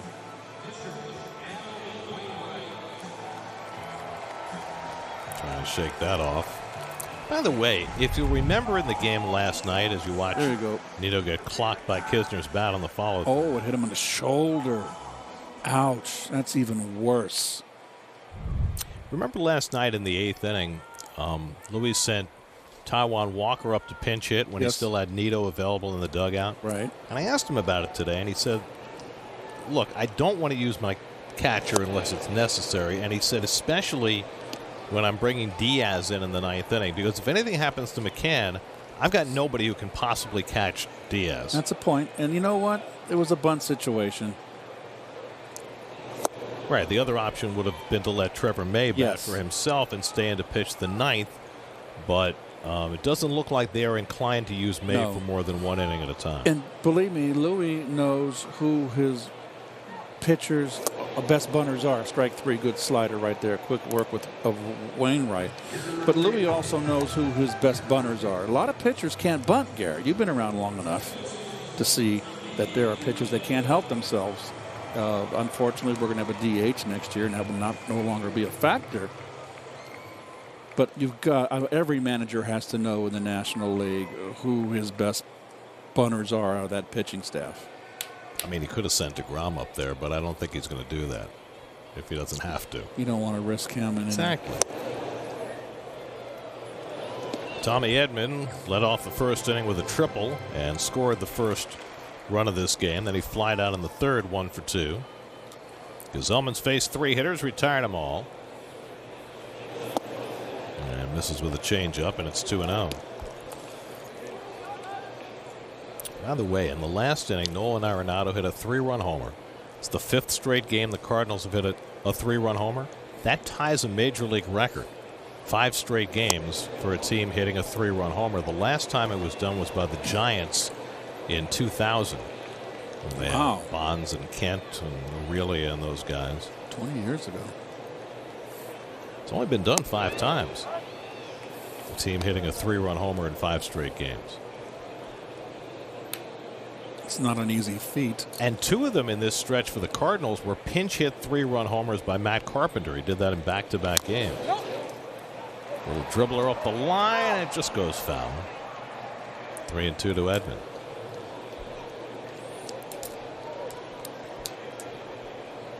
Drive around the majors brought to you by Cadillac. Some really devastating injuries. White Sox already without Eloy Jimenez with a torn pec muscle. Now Luis Robert out for the next 3 or 4 months with a torn hip flexor. Dustin May for the Dodgers, Tommy John surgery, and also not pictured there because it happened the day before yesterday, but Travis d'Arnaud, who was finally staying healthy and had established himself as the player the Mets always figured he would be. He tore up his thumb, and d'Arnaud is going to miss most of the rest of the season for the Braves. 1-2-3 inning for Gazelma as he gets Edman on the ground ball. 6-5 Cardinals after 4. Stadium, this is what they're showing. And sorry, rubbing it in. Sorry, Met fans, if you're still having flashbacks, if it gives you stomach pains to watch, just turn away. All right, they're done now. No, it's good to face the music. You know, folks, just deal with it. You know, people talk about that last at bat, Wainwright against Beltran, but so much happened in that inning. You know, I've forgotten. Well, Cliff Floyd went up there. He was hurt and probably shouldn't have been batting. And the Mets could have put somebody up there to bunt in that spot, but declined to do so. So there was that. There's a nasty curveball to Alonso, and it's 0-2. But the other thing that happened in the Beltran at bat, and nobody talks about this, is that the first pitch of that at bat, Wainwright threw a changeup, and Wainwright never threw changeups. Even now, he doesn't throw his changeup that much, but at that time, it was not a pitch that anybody expected, and Beltran had to watch it, and it was a strike. And that put him in an immediate hole and enabled Wainwright to get to his curveball, which he threw twice to strike him out. Struck him out with a nasty backdoor. Mm-hmm. But the other thing is, Wainwright in general was an unknown quantity then. He was a rookie who had come up late in the year. Who was that, Gary? I'm sorry. Wainwright. Oh, okay. And he pitched 3 times in that series. They had another young reliever, Josh Kinney, who pitched in that series for the Cardinals. Who was and both those guys were complete unknown quantities to the Mets. Who was the Boris was supposed to be the great star that they traded for? J.D. Drew. Yeah, there you go. And he just never really had some good years. Yeah, but it wasn't the player they thought he was going to be. It wasn't Wainwright. That's pulled toward the hole, and Alonso's got his 3rd hit of the night. So 2 doubles, and now Alonso hooks a base hit through the hole into left, so he's aboard to start the 5th. Mets get the tying run on base, and we check in with Steve.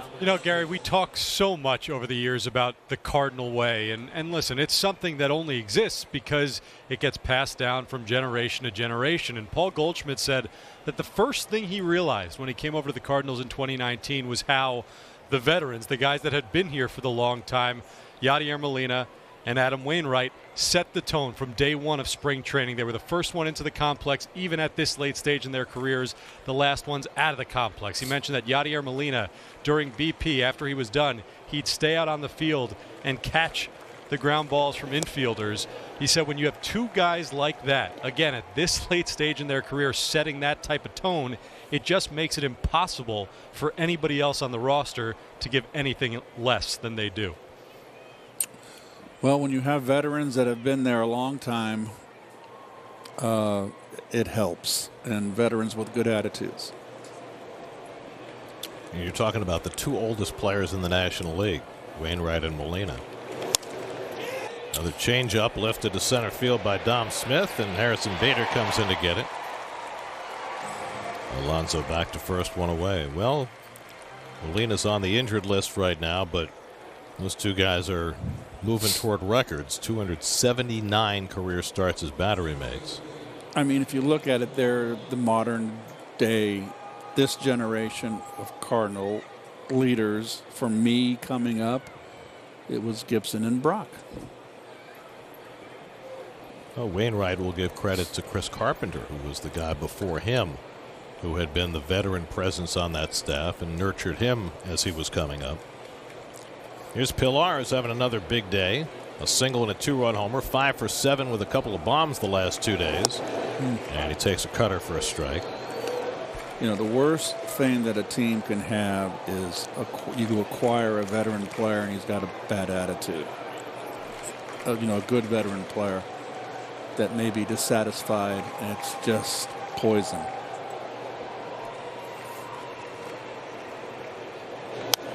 Well, in bringing in Goldschmidt and Arenado, I don't think they're going to have that problem. No. I mean, 2 of the, not only best players in the game, but, guys who work at their craft incredibly hard. Arenado fell out of favor in Colorado because he wanted to win, and the organization didn't. I mean, let's be honest.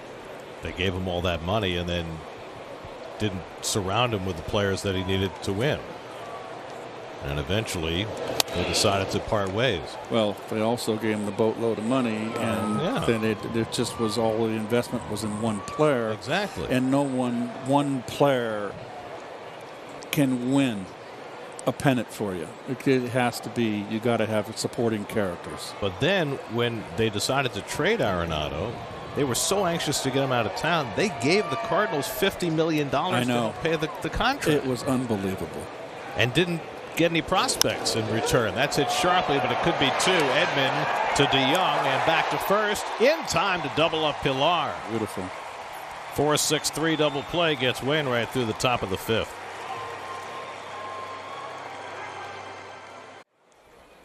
This copyrighted telecast is presented by authority of the New York Mets and may not be reproduced or retransmitted in any form, and the accounts and descriptions of this game may not be disseminated without express written consent of the New York Mets. Dylan Carlson pops one up to shallow right. Michael Conforto there to squeeze it. 1 pitch and 1 out for Robert Gsellman in the bottom of the fifth. Gsellman has brought some sanity to this game by retiring 5 in a row.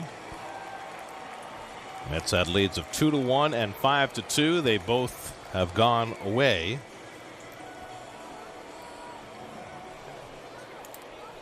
Paul Goldschmidt's been on base twice with a walk and a single to center. A base hit to center kept the third inning going, and Kevin Pilar just missed making a headlong catch coming in. As that two-seamer from Gsellman is in for a strike.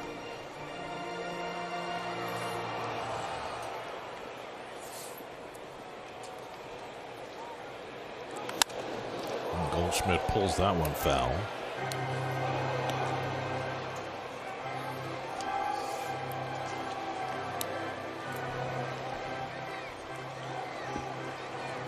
Goldschmidt 0 for 6 in his career against Robert Gsellman.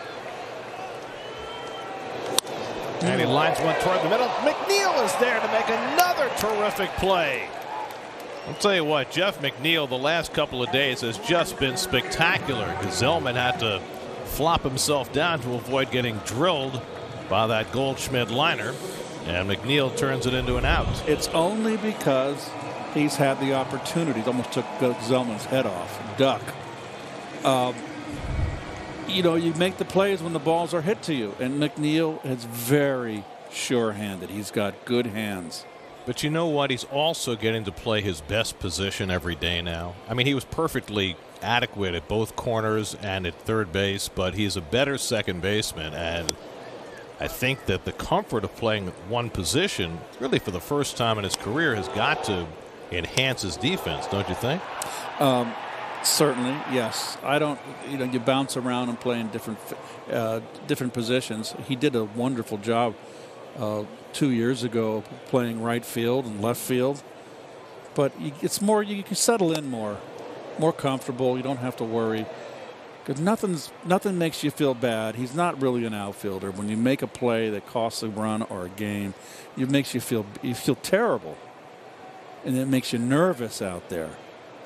Well, he made 2 spectacular plays yesterday against the Phillies, and he's made 2 more today. First one was against Arenado in the first inning. That bailed out Lucchesi, started a double play. And now taking a hit away from Goldschmidt as well. Arenado tied the game with a 3-run homer in the third, his 5th home run of the season. Cardinals have homered twice tonight. So they've now hit 38 home runs and given up only 22. That's plus 16, which is the largest home run differential in the majors.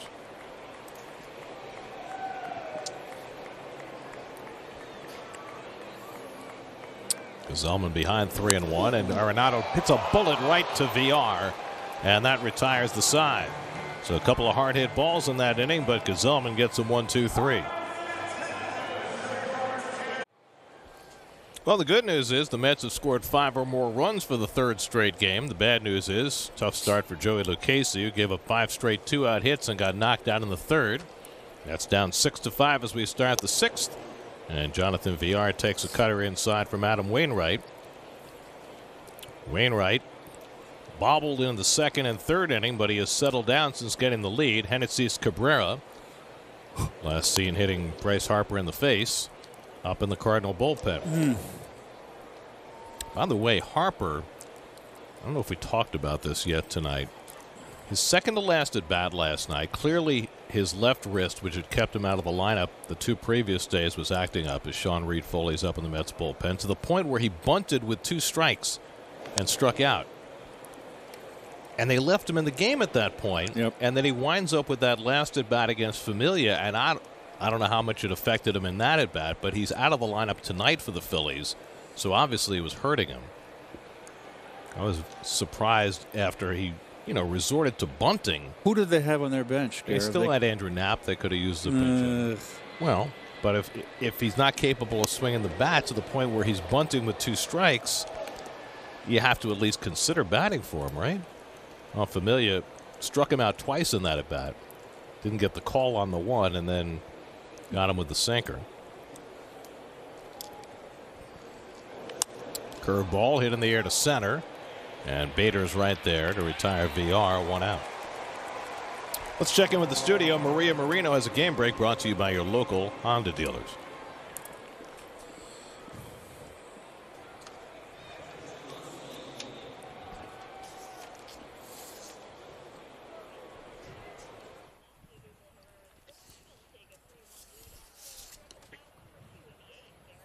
What's gotten into Roman Quinn? He had a triple last night against Diaz. Couldn't buy a hit.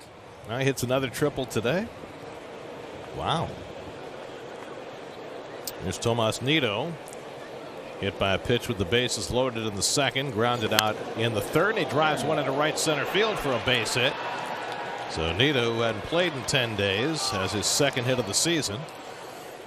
And Albert Almora will be the pinch hitter, batting for Gazelman, who certainly did his job in long relief. Yes, he did. Tired all 7 to face him. And he'll hand it off to Sean Reed Foley for the bottom of the 6th. Good for Nido. He needed that. Got a fastball up and out over the plate. Almora pinch hit last night and struck out. The Cardinals have Cabrera ready in the bullpen. Wainwright at 90 pitches. He threw 100 in his complete game performance against the Phillies a week ago tonight.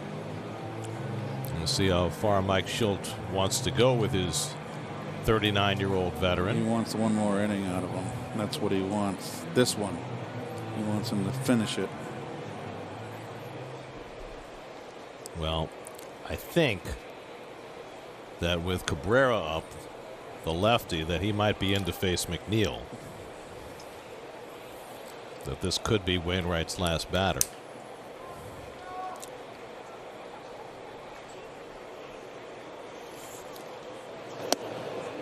And Almora takes a strike. Almora hasn't had much luck against Wainwright.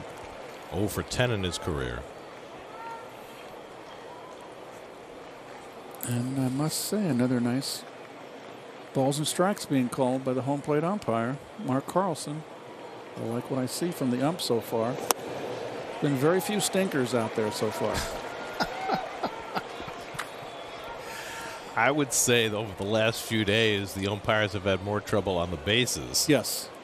The phantom running out of the baseline call in Philadelphia the other night. I think you want to speed the game up, call the strikes, make the hitters swing the bat. 0-2 to Almora. And he reaches for one and floats it out to right center. Over comes Carlson to call. And that's the second out. I think he's going to leave him in for McNeil. Let's see. I would.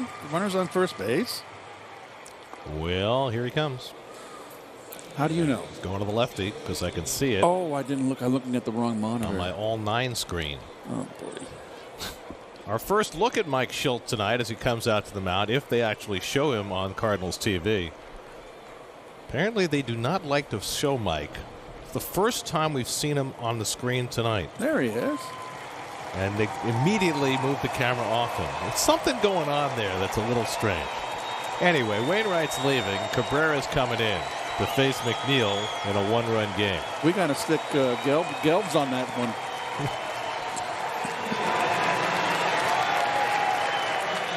Our insiders debate the latest storylines from the Mets, Yanks, and around the league. Baseball Night in New York, presented by Tri-State Cadillac Dealers, weeknights at 6 p.m. only on SNY.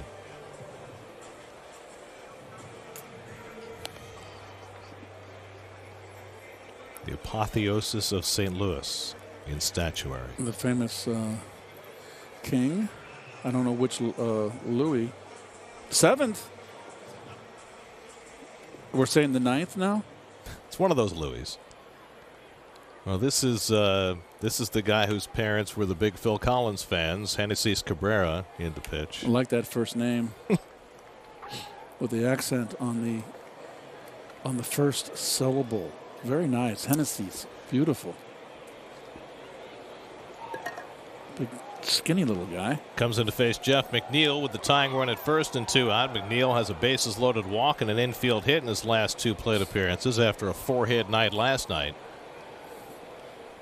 Nito at first with 2 out, and a breaking ball up and in from Cabrera, ball 1. That's not the pitch that hit Bryce Harper. He hit Harper with a fastball up and in. Harper was very lucky that that thing grazed him. It hit his nose and then it grazed the side of his nose, and then it went off his wrist, which turned out to be the bigger deal. He buries that fastball, and it's 2-0.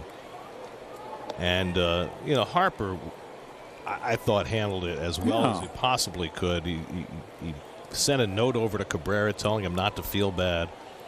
And then they were able to connect. So, well, it didn't work out that way with the Mets and Alvarado. Totally different circumstance. Yeah. Alvarado's just wild as a March hare. Popped up. Playable. Arenado can't get there. Probably should have let the catcher handle it, but Kisner got out of the way, and Arenado just couldn't get there. Believe Arenado, if you said my bad, because the catcher had it. And there's a case where you're playing your third baseman way in the hole.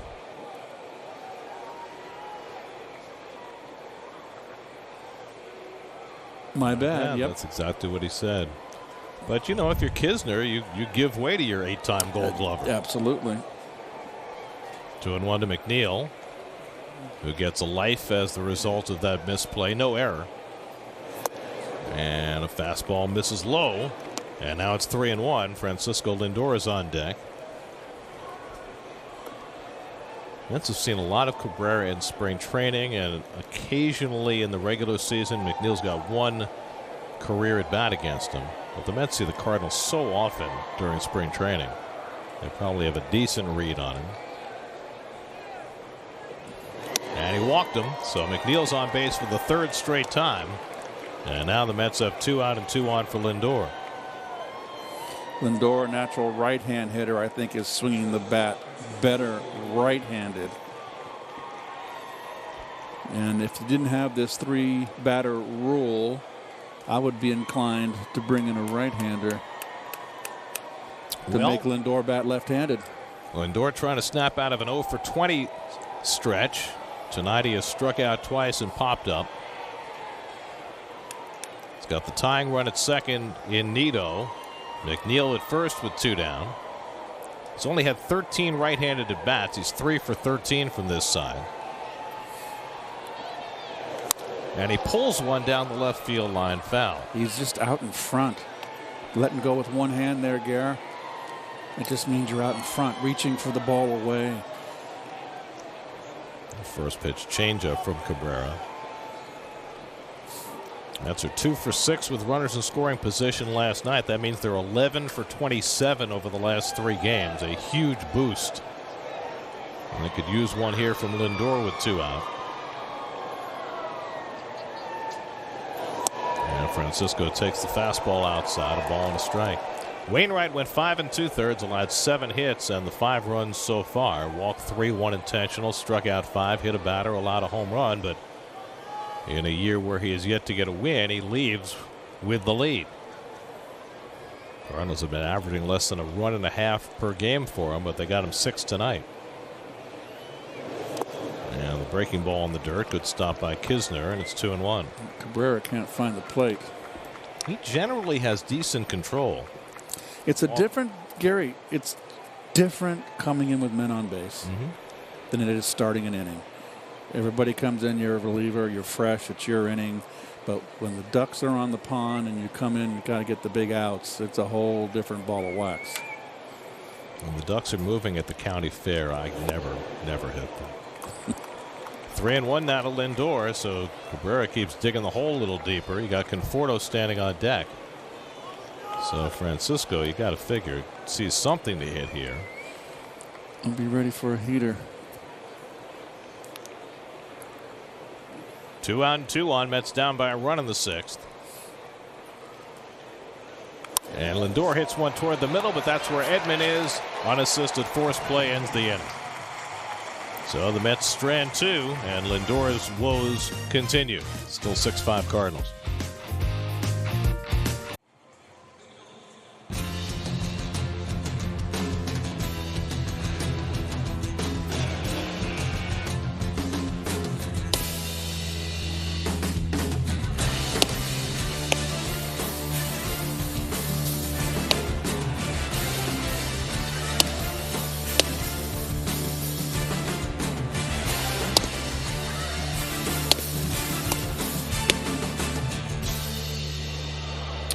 National League Pitcher of the Month, Jacob deGrom, takes his 0.51 ERA into his start tomorrow night against the Cardinals. Our coverage begins at 7 o'clock on SNY. Right now it's Sean Reed-Foley, his second outing as a Met. The first one came 11 days ago. Well, he looked really terrific. Threw that high fastball, had a changeup, and a nice little, what's it, a cutter, Gary, or a slider? I would call what he throws a slider. Okay, it's been so. There's one right there. It was so long since I've seen him pitch. I've forgotten. But he certainly had a good debut. His issues, as I heard you say in Chicago, Gary, were his walks. But he didn't walk anybody. And he introduced the squat. Yes. Which he apparently started when he was with Toronto.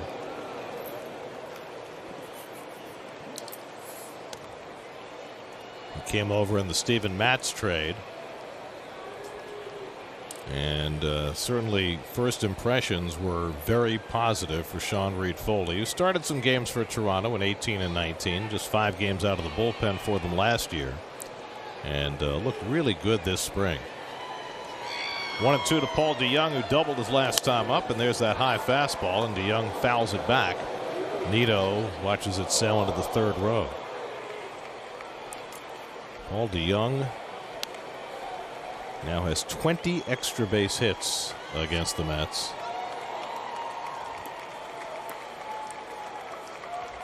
In 21 career games.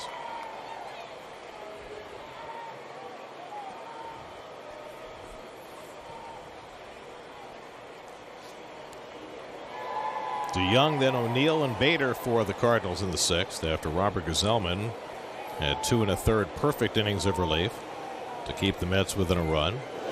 And DeJong lines one the other way for a base hit. Closing on it is Pilar. DeJong will stop at first base. So he adds a mere single to his ledger against the Mets. He's 2 for 3 tonight. And we check in with Steve. Well, Gary, you mentioned that pre-pitch squat by Sean Reed-Foley, something he did start when he was with Toronto back in 2019 on the suggestion from his teammate Jordan Romano, who does something very similar. He says it activates his glutes, gets him balanced, and helps him feel his lower half. He really wanted to feel his lower half, and he thinks that this helps. Well, he's now given up a base runner. First time as a Met. And now it's Tyler O'Neill, who doubled in a run. He was the last man Lucchesi faced in the 3rd. It went quickly for Lucchesi. He retired the first 2 batters in that 3rd inning, but then gave up 5 straight hits, including a 3-run homer to Arenado and the go-ahead double to O'Neill. And the Cards have led 6-5 ever since.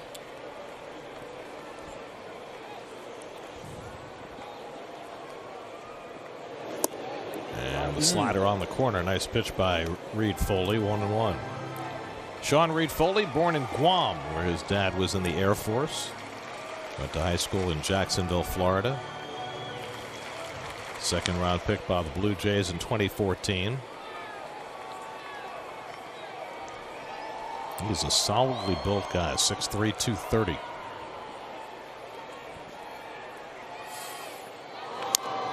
Well, he's throwing strikes, Gare. Well, that's what he did his first outing.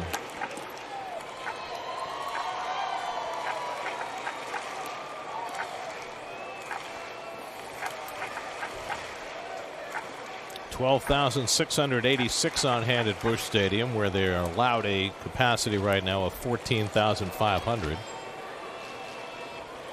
Numbers creeping up in terms of seats available in Major League ballparks. The Braves said they're going to open up their ballpark completely in another week.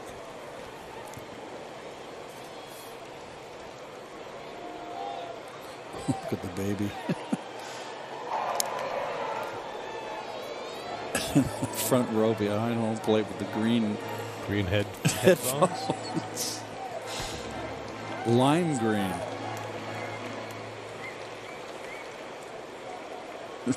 Got the stuffed animal. Looks like a rabbit. Got the headphones. And got a little bounce from Dad. Has no idea what kind of seat that he or she is sitting in.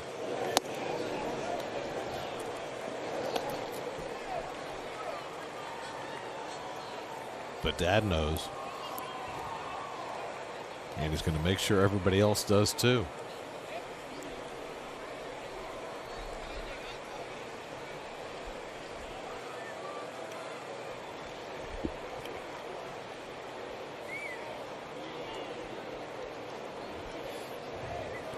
Two coming.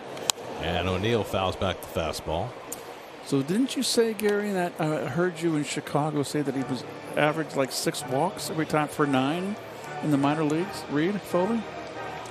In the major leagues. Okay. Yeah. Okay, so it was he's thrown nothing but strikes. And he's got a good live fastball. Well, I talked to Jeremy Hefner about him, and Hef said basically that this guy's got such good movement on his four-seamer up in the zone that they've basically convinced him that he can pitch more aggressively. And he gets the slider in for strike 3 called. So O'Neill is caught looking for the first out. And Jeremy really felt as though it was mostly a confidence issue. A guy who, in his prior major league outings was working around the plate, but has the stuff to attack hitters, particularly up in the zone. Here's Harrison Bader, who had a long home run on the second, and then fouled out on a nice sliding catch by Conforto in the third. DeYoung at first with 1 out. Let's play 3 infielders on the left side against Bader.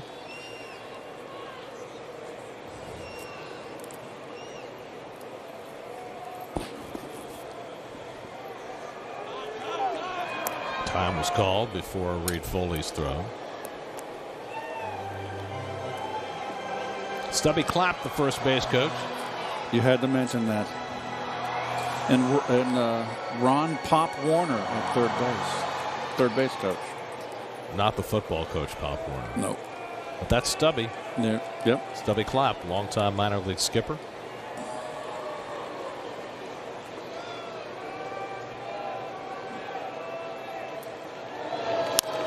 Grounded to third. VR's got it to second for 1. McNeil to first. In time double play. Beautifully done. VR with the quick toss to get it started. Mets' second double play of the night. Keeps it a 1-run game.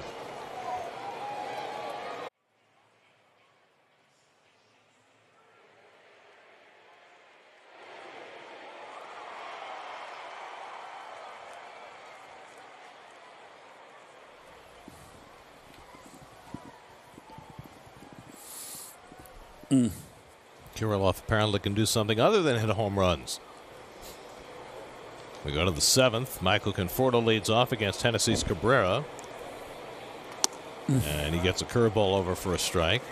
Michael's 0 for 2 and a walk tonight. Robbed of a hit on a great play by DeYoung his last time up. Conforto, Alonso, and Smith for the Mets. Bullpen's done a great job keeping the Mets in this game. Off the foot of Conforto, and that hurt.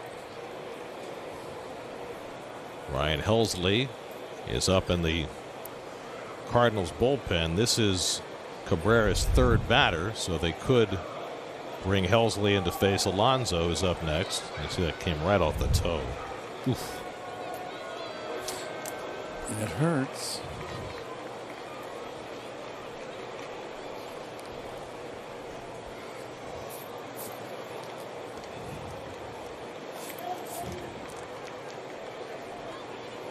Cabrera walked McNeil, but then got Lindor on a ground ball on a 3-1 pitch to get through the 6th. After Adam Wainwright went the first 5 2/3. Now facing Conforto to start the 7th. And Michael goes down swinging on a 98-mile-an-hour fastball, and that's the first out.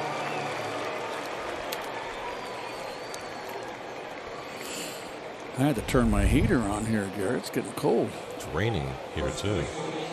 Not in St. Louis where the game is, fortunately. Michael got beat right here. And there's that drop of the back shoulder where you have a hard time catching up to that pitch above the belt. So now Pete Alonso is already 3 for 3 in this game. And they leave the lefty in to face him. And he takes a curveball low for ball 1. Pete's had as many as 4 hits in a game 3 times in his career, including a 5-hit game 2 years ago against the Braves. Look at all those World Series. Second to the Yanks. Pete really is swinging the bat good. He dropped a double toward the right field line in the 2nd, hit a double to left center in the 3rd, and then snuck a base hit through the hole on the left side in the 5th. They're not overshifting against Pete, which they did predominantly early in the season. It seemed like every at bat. You will not see the outfield playing shallow, that's for sure. But he's using the whole field more now, which I think is inclining them not to overshift. And Cabrera sails that fastball, and it's 2-1. Brewers trying to rally against the Phillies. It was 4-1. Now it's 4-3 Phillies in the 9th as Hector Neris tries to save it. Playing without Harper again tonight after he re-injured that wrist. And Alonso hits one in the air to left field. Got under it. This one's going to be playable for O'Neill. Over comes Bader to take charge, and that's the 2nd out. I knew that he didn't get it because you saw Pete's reaction after he made contact. He went, ah. So he's retired for the first time tonight. It's all right. Good at bat.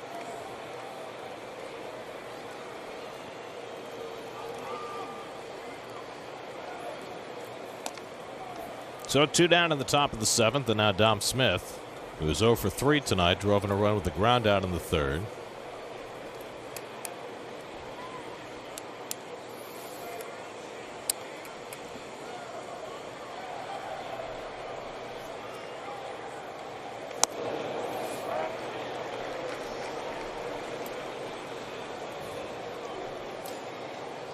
So Cabrera, after a little bout of wildness in the 6th inning, throwing more strikes here in the 7th. Just missed with that one, a ball and a strike. Cardinals are trying to win their 5th game in a row. Mets had leads of 2-1 and 5-2 in this game, but a 4-run 3rd inning for St. Louis put them on top, and it stayed that way since. Dom tried to lay off the curveball, and he stopped it in time. Yes, he did. Third base umpire Jordan Baker with the call. 2-1.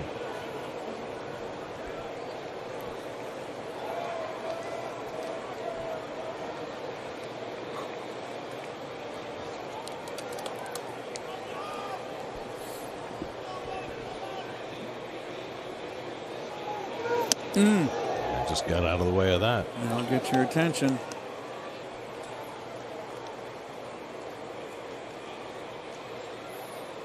Remember when baseball players didn't wear numbers in the 90s? No. Anything higher than, you know. Oh, in 90s, yes. Anything higher than the 50s was considered an insult. It was all There's ball 4, and Dom's on with a 2-out walk. non-roster invitees to spring training. But during the regular season, nobody wore a number 60 or above. Right. Now it's pretty common. My non-roster invitee, and that's going to be the end of Cabrera. Our second view of Mike Schultz tonight, but only his back. My number was 57, and I was happy to have it. Well, sure, but you wouldn't have worn it in the regular season. No. Ryan Helsley will come in to replace Cabrera. Mets down by a run in the 7th. We'll be right back. Coverage cam. Nice view of the arch. Downtown St. Louis, outlining the old courthouse. A little fountain in the foreground. Doesn't get much better than that, Keith. It's coverage cam at its best. Yes. I know downtown well. Actually, people in downtown St. Louis. Sometimes St. Louis, downtown, middle of the day, looks like a neutron bomb might have gone off. There are no human beings. So they rolled up. You mean like they rolled up the sidewalks? I mean like there's nobody walking around. Yep. Ryan Helsley is in to face Kevin Pillar with the tying run at first and 2 out. Pillar 2 for 3, including a 2-run homer tonight. And he lifts one out to right in foul ground. Goldschmidt to the railing, but not quite enough room.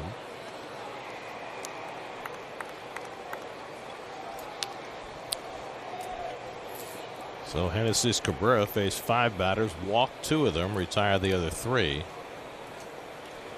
And now Helsley, who was in 12 games with the Cardinals last year, 12 more this year, trying to get one big out to end the 7th against Pillar, who had 3 hits last night and 2 more tonight.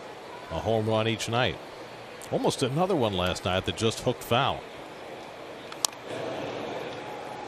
And now Helsley up in the count 0-2. Ryan Helsley, 26 years old, out of northeastern Oklahoma State.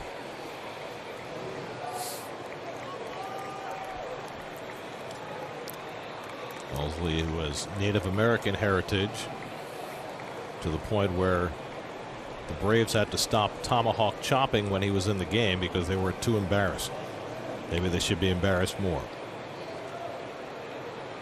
Here's the 0-2, and the curveball bounced foul.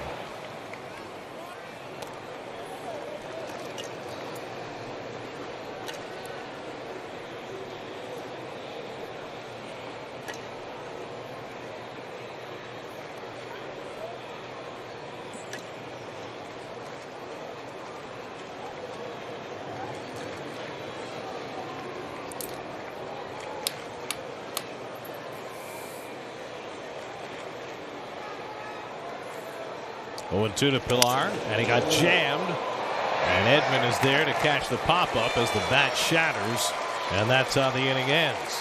Helsley getting inside on Pillar, keeps it 6-5. The road ahead, presented by WCBS, the flagship station for Mets baseball on the radio, is WCBS News Radio 880. This is the first of a 4-game series in St. Louis. Sean Reed-Foley starts his 2nd inning of relief. Night games tomorrow and Wednesday, day game Thursday. Then the Mets are home to play the Diamondbacks, the surprising Diamondbacks, over the weekend. And then 2 of the Orioles and maybe a matchup with Matt Harvey next Tuesday and Wednesday. Have you seen Matt pitch? I saw him pitch 1 game before. He's won 3 games now, correct? Yeah, he's 3-1. And I saw him not get a no decision. I watched it because he was pitching, I think. And he's learned how to pitch. He's not trying to overthrow the ball. Sinker, slider, changeup. Interesting. So Matt Carpenter on deck as Reed-Foley throws a good slider to get out on Kinzer. 1-2. Complete transformation, Gare. Well, I mean, sometimes you got to hit rock bottom before you can make that transition, and Matt certainly did. Well, I just think so many pitchers came up in that time just wanting to throw 100 miles an hour. And he did. And throw 95-mile-an-hour razor blades slider, and your arm can't take it. Well, it's not going to last. He had the Tommy John. He had the thoracic outlet surgery. It all fell apart for him because of injuries and, some of his own doings. But the fact that he's able to still pitch in the major leagues and do it effectively is a great thing. It's a wonderful thing to see him coming back here. And, I can only imagine what the reception will be for Matt if he pitches next week at Citi Field. But I would hope it would be positive because he brought such a shining light to this franchise when they really needed it. Strike 3 called as Kisner did not think so. And there's the second strikeout for Reed Foley. I'm impressed. He hasn't pitched in how long? And he's doing it again. 11 days. That was got the call there. And now Matt Carpenter will pinch hit. Longtime Cardinal veteran, has struggled for most of this year, but he hit a couple of pinch hit 3-run homers in the last few days, and he is still a threat up there. Not a regular player anymore. He's hit a couple home runs this year, 3 to be exact. Reed Foley's got that slider working. Nothing in one. Nothing wild about him. He's just attacking hitters. What do they say, Keith? Trust your stuff? Well, yeah, unless you're getting beat up, then it's hard to trust it, girl. You keep up line drives. Well, then you got to find different stuff. Hard, different line of work. Well, that happens too. Usually that's imposed on you. Giovanni Gallegos is up in the bullpen for St. Louis.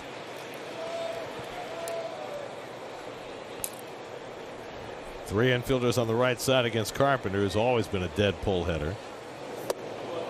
And he takes the changeup down from Reed Foley, 2-1. Joey Lucchesi started for the Mets, went 2 2/3, allowed 6 runs and 7 hits. Robert Gazelman did a fine job in long relief, 2 1/3 innings perfect. And now Reed Foley has faced the minimum through his first 4 batters.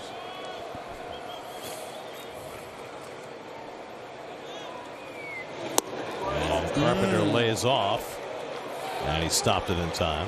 Tell you what, that was a good eye right there. That was a good slider. And it was down. Carpenter's 2 for 12 as a pinch hitter this year, so he's done a lot of pinch hitting already. Those 2 hits both have been home runs.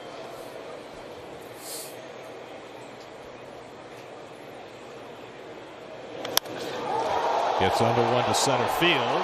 Pilar has room. And that's the second out.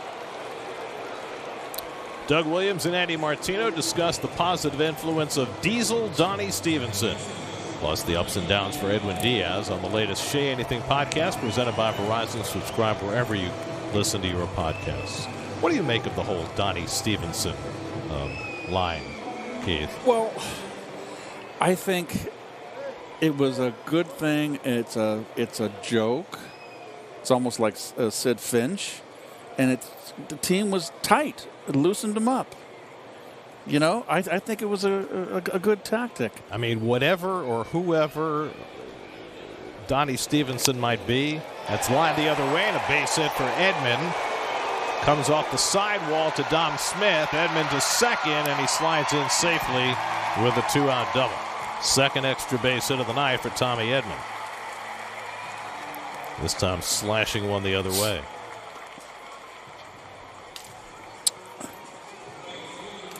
So whoever he might be, if he got the guys loose, this is who Donnie is, as far as we know, taking care of business. It loosened up the team, and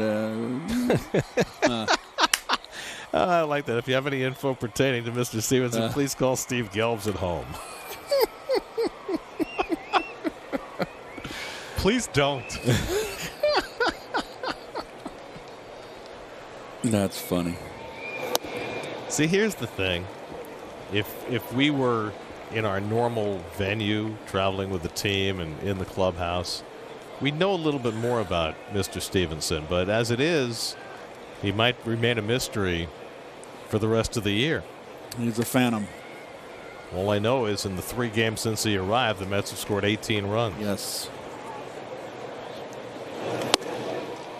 He is my Everest, guys. I've tried. I've tried really hard. I was trying really hard today, reaching out to everybody. Nobody's getting back to me on this. This is a state secret that they will not reveal, at least not yet.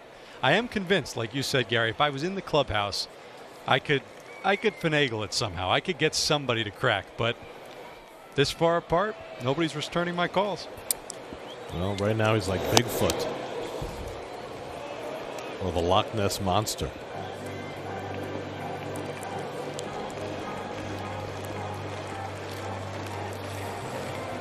So Carlson hitting from the left side. He's a 244 hitter so far this year with 2 home runs. He's got a sac fly and a base hit tonight, 1 for 2. And he slices that one foul, and it's 2-2. All I can say, Steve, is good luck, because I know that your repertorial skills and your inherent snoopiness will be put to the test here. And I'm sure that if anybody's going to come up with the answer, it will be you. I appreciate your faith, and that's what makes me feel even worse right now. I feel like I'm letting you down. No, not at all. I'd be just as happy if Donnie remains a mystery.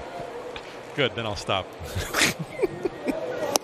And Reed Foley comes up and in to get Carlson. Another strong inning for Sean Reed Foley. He's done 2 scoreless in relief, keeping the Mets within a run going to the 8th. Goodness. Who played before they had numbers. Great Ozzie Smith doing a backflip. Red Schoendienst. Jack Buck in his microphone. Stan Musial. Enos Slaughter. Tony La Russa still skippering. Ken Boyer. Dizzy Dean. Lou Brock. Whitey Herzog. Bruce Suter. Bob Gibson. And the former owner, Gussie Augie Busch. God, Gussie had that gravel voice. Well, only the Yankees have won more World Series than the Cardinals, who made it to the postseason last year despite a long COVID break. And they're off to a good start this year, looking for their 5th straight win tonight. Mets down by a run as they come to bat in the 8th against Giovanni Gallegos, who's been a mainstay the last few years in the Cardinal pen. Gallegos comes in to face Jonathan Villar, who's 0 for 2 and a walk tonight. And he goes after a first pitch slider, 0-1. Gallegos, 29 years old, first came up with the Yankees, now in his 4th season with the Cardinals. And off to a very good start this year. Just 6 hits allowed over 15 2/3. 4 walks, 21 strikeouts. Terrific numbers across the board. And change up outside, a ball and a strike.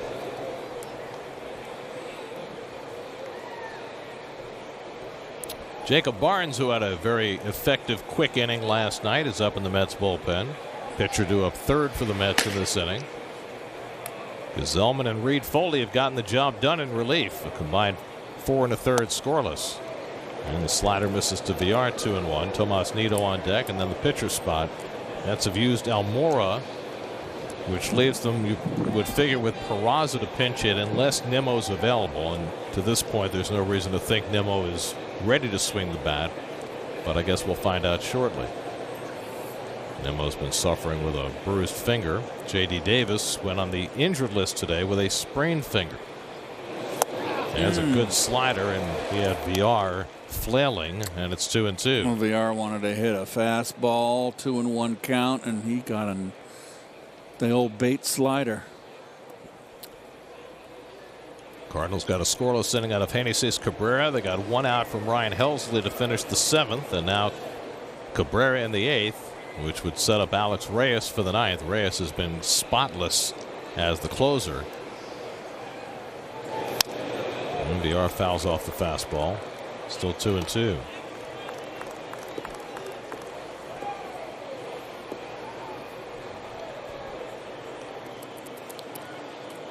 Mets have been playing 1-run games every day.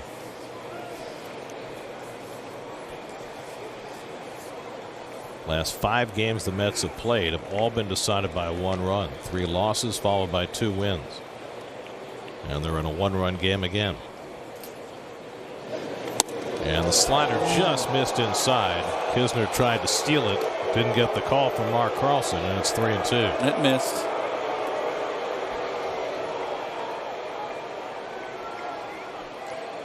Boy, there'd be some woofing in our dugout at him. Quit begging. I guarantee you it would have been a rousing.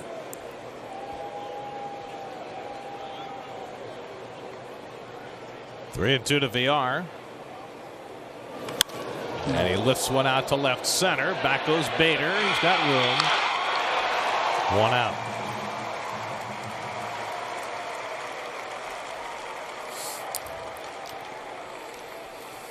Well, the Mets bench was short tonight with Davis going on the injured list today, and the Mets calling up a pitcher to replace him. So you've got McCann and Peraza left on the bench, and it is Peraza who's out on deck to pinch hit. Nimmo is on the roster, but apparently not available to pinch hit. Otherwise, for certain, it would be him. They did use Nimmo for defense yesterday, but he did not come into bat. Here's Nito, who had a base hit his last time up. 1 for 2. He was also hit by a pitch with the bases loaded to force in a run. And he goes after a first pitch slider, 0-1. There's Peraza, who introduced himself to the Mets yesterday, his first Mets at bat. And that was the ball that was lined off Hoskins' glove and led to VR's mad dash around the bases.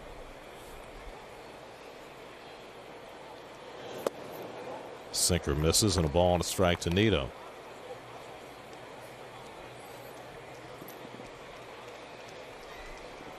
This has been 2 different games. A lot of runs early in the game, and it has settled down. Nobody's scored since the 3rd inning. Nito again chases a slider, and it's 1-2. James McCann had caught 7 straight games over the last 10 days. Mets had enough off days that they were able to run their #1 catcher out there frequently, and so Nito has been left to sit, finally getting his first start in a 10-day stretch.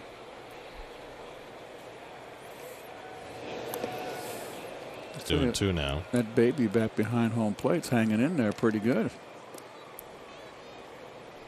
The tape on Nito's bat is the same color as the baby's headphones. Yes.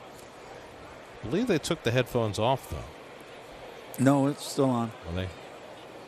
Oh, no, they're going with the hat now. No, that's right. Yeah. Well, it's getting a little cooler. Yeah, cooler. I mean, it was 83 at game time. It's 72 now in St. Louis. A lot chillier here in New York. 2-2 to Nito. And he chases a slider for strike 3. So Gallegos teasing Nito with sliders throughout that at bat. And he has his first strikeout.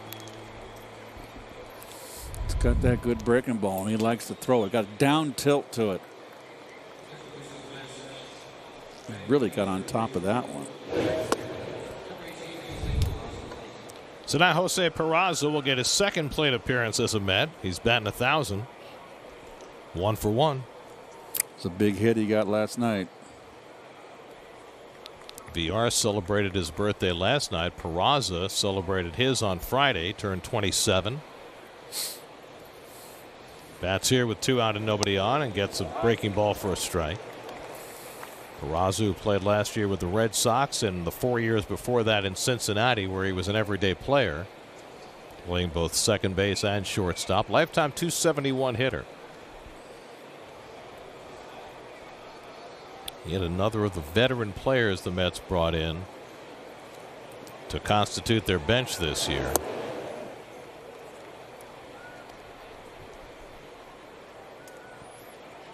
Miguel Castro up alongside Jacob Barnes in the Mets bullpen. Probably Castro if they tie or take the lead. So he's just throwing lightly. Castro's soft tossing a little bit, where Barnes is more after it, getting ready. Jeff McNeil would be next. Peraza bats with 2 out and nobody on. And he goes after a high fastball and fouls it back. 1-2. Geico Sports Night comes up after the postgame show. The Knicks are in action, so are the Rangers, Islanders, and Devils. Is there really more to react to from the NFL draft? I guess we'll be reacting till the NFL season begins. Well, if there is, Steve will sure let us know. He's a 2-sport star now. It's going to his head. It really is, Keith. He didn't come over and say hi to me. He gave me the hi hat, Gare. Major leagued you.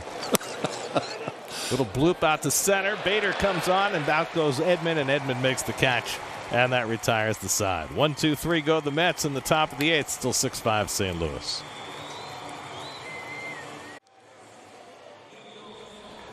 Game 2 of this series tomorrow night. Jacob deGrom makes the start. He'll be opposed by rookie Johan Oviedo.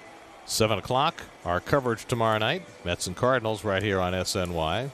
Tonight, Joey Lucchesi made his first start in 11 days. It did not go well, but the bullpen has been great. Robert Gazelman and Sean Reed-Foley, 4 1/3 scoreless to keep the Mets within a run. And now Jacob Barnes, who worked a very effective inning last night, will come back. Well, they're running him out there again and again. We've talked, Gare, how with all those guys in the bullpen, how do you keep them sharp? So it's good to get Barnes back out there again. Get some kind of rhythm of the season. Yeah, he hadn't pitched in 8 days before last night, but he got a 1-2-3 inning, helped by a fine play behind him by McNeil. And so he threw only 7 pitches. Here he's asked to face the heart of the St. Louis batting order, Goldschmidt, Arenado, and DeYoung in the bottom of the 8th. Goldschmidt 1 for 2 and a walk. He was robbed by McNeil his last time up. McNeil continues to excel defensively. Well, and by the way, it's going to be top of the order for the Mets in the 9th. And that means McNeil to lead off, then Lindor and Conforto, and if anybody gets on, Alonso. Alex Reyes is up in the bullpen for St. Louis. He has been untouchable so far this year. He's got terrific stuff. Slider from Barnes off the plate, and it's 1-1. I watched a game he saved against the Phillies, the prior series, just to get a look at the Cardinals, and he was very impressive. Very sharp breaking ball.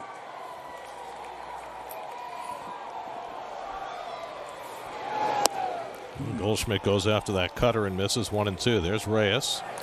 Big, tall, lean guy. Well, they've been waiting for him. He's been at the top of their prospect list for years, but injuries have set him back.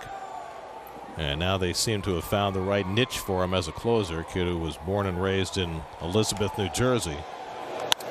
Breaking ball hit sharply and grabbed by McNeil.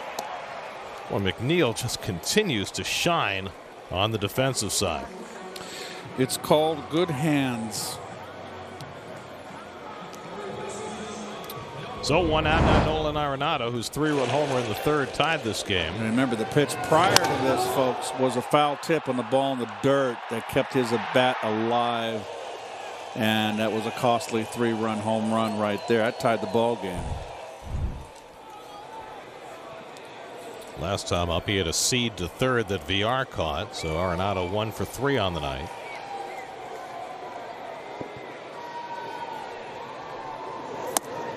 And he takes the fastball low for ball 1. Arenado against Barnes, 2 for 5 with a home run.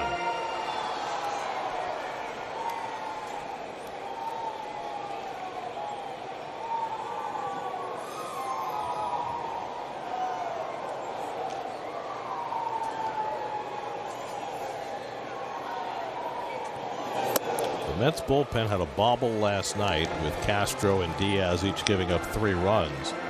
That snapped a stretch of 19 consecutive scoreless innings for the bullpen. And they've gotten right back on the beam tonight with Gazelman and Reed-Foley and now Barnes. On a night when they probably don't have their top 2 relievers, Diaz and May, if it ever came to that. Each has worked the last 2 games. And now Barnes behind on Arenado, 3-0. Diaz chilling in the bullpen. Back appears to be no issue. He said before the game tonight that he should be good to go tomorrow. Looks relaxed. You know, Arenado has the green light on 3-0. But it's outside ball 4, and so Barnes issues a 1-out walk. Just the 2nd walk for Met pitchers tonight. And now DeYoung, who has done his usual number against the Mets, 2 for 3, a single and a double. Came in an ice-cold hitter, and the Mets have gotten him well.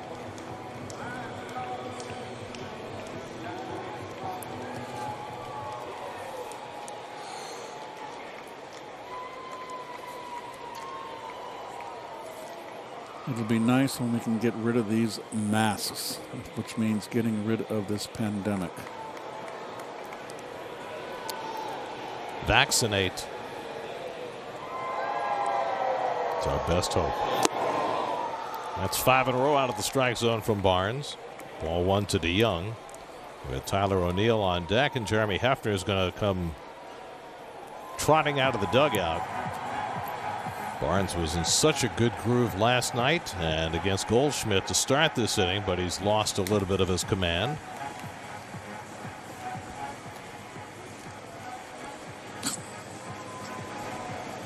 That's the top of the order. Due up for the Mets in the 9th inning. McNeil, Lindor, and Conforto against Alex Reyes, who already has 7 saves this year and has not given up a run.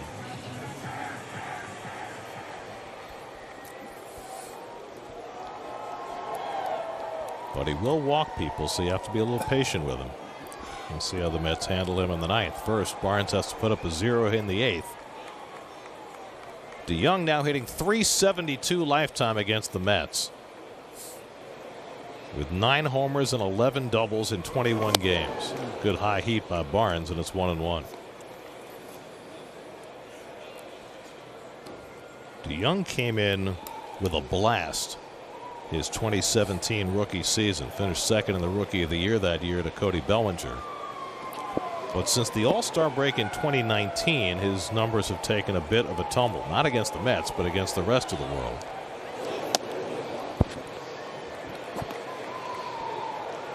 He hit 30 home runs in 2019. He was an All-Star that year, but the second half he barely hit 200. And then he struggled last year.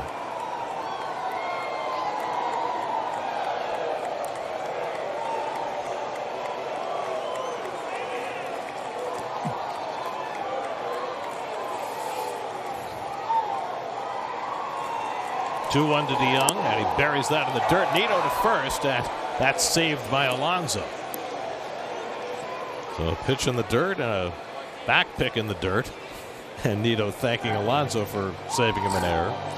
Well, the Phillies held on to beat the Brewers. Hector Neris gave up a leadoff double in the 9th, but survived. Vince Velasquez made the start for the Phillies tonight. Went 6 innings for the win.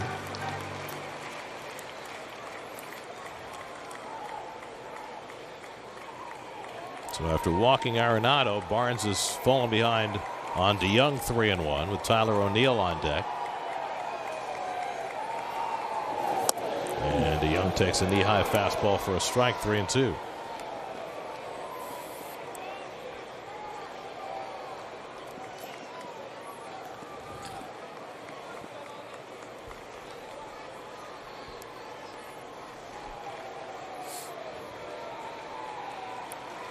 Arenado at first and 1 out.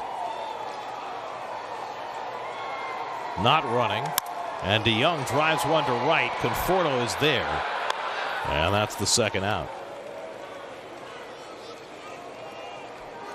So Barnes wins that battle, and they're a 2-away.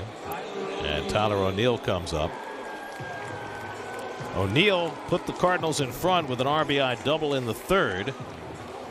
It was the last pitch Joey Lucchesi threw. It's also the last time anybody scored in this game.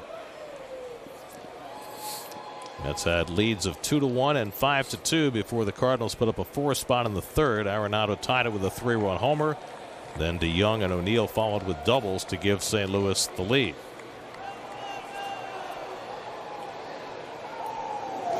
And O'Neill takes a fastball for a strike.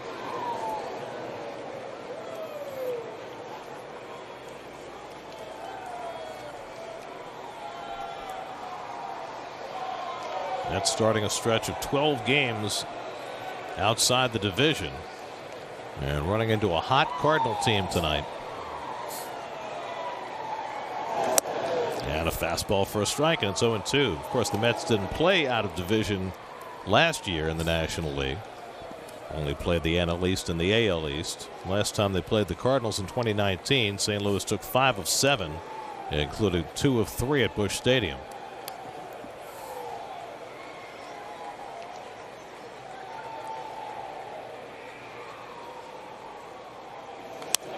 And O'Neill reaches for that fastball and fouls it off. Tyler O'Neill, originally drafted by Seattle. They traded him in 2017 to the Cardinals for Marco Gonzalez, who has been a fixture in the Mariners rotation, a really important pitcher for them the last 3-4 years. O'Neill still trying to fully establish himself. He did win a Gold Glove last year and having a better offensive start to this season after hitting just 173 last year.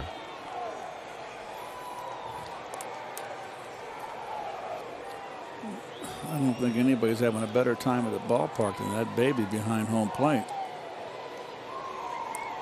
You know, it's like the Talking Heads song. He's just a little baby. Let's make him stay up all night. I think that's the plan.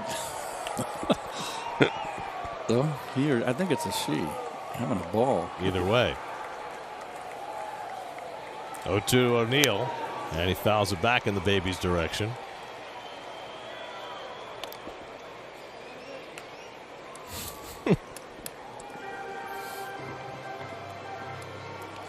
All ages in the ballpark, Keith. Yes. Got to start them young. Oh, they start them young. Indoctrinate them in the church of baseball. So do Met fans. The parents get their kids on the orange and blue bandwagon.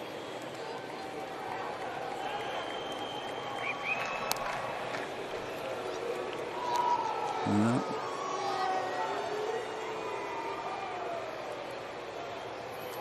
Some of the Cardinal youngins. Yep.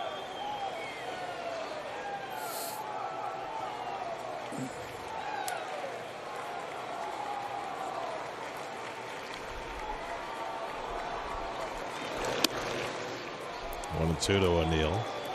Harrison Bader would be next.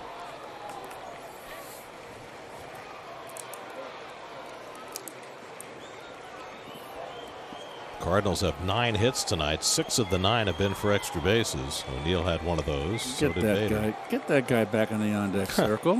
And nobody stands in the on-deck circle. No, you can't do that. If I'm pitching, hey, move him.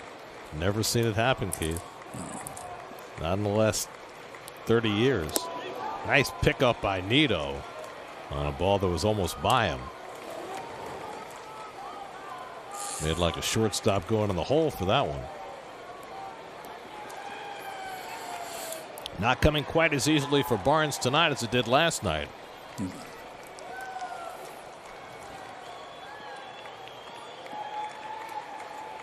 Trying to finish off O'Neill. This will be the 7th pitch of the at-bat.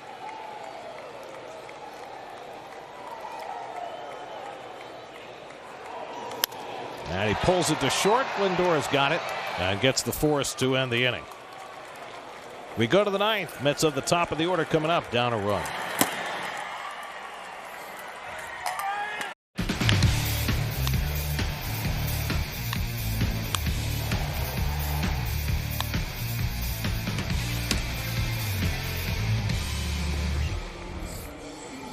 Mets looking for some late inning firepower. 6-run 8th inning last night put them over the top. They're down by a run as they go to the 9th with the top of the order due up. McNeil, Lindor, and Conforto. And they'll be facing Alex Reyes, the Elizabeth, New Jersey product, who has been perfect so far this year. No runs allowed in his first 13 appearances, 7 saves.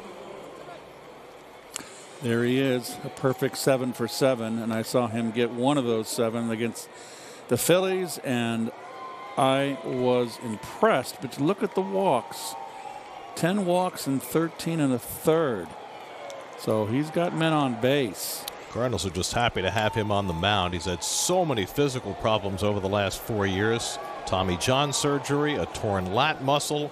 He fractured a pinky punching a wall. He had a pec strain a couple of years ago, so he's pitched very little since his debut in 2016.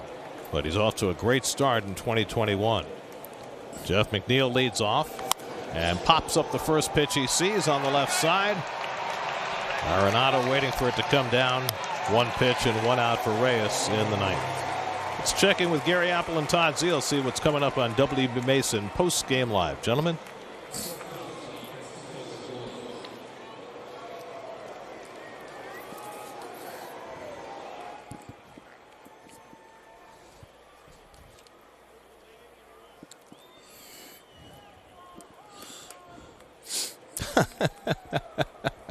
Donnie's everywhere. Here's Lindor 0 for 4 tonight, 0 for his last 21 as he faces Alex Reyes, and it comes inside, and I don't know how he avoided getting hit. I'm not sure Francisco knows either.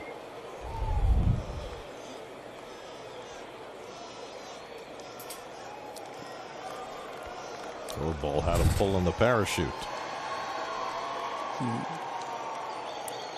Well, there's that breaking ball, Gary. It was way inside, but you can see it's a good, like a curve ball, really sharp. Yeah, he's got two different breaking balls. Got the slider as well.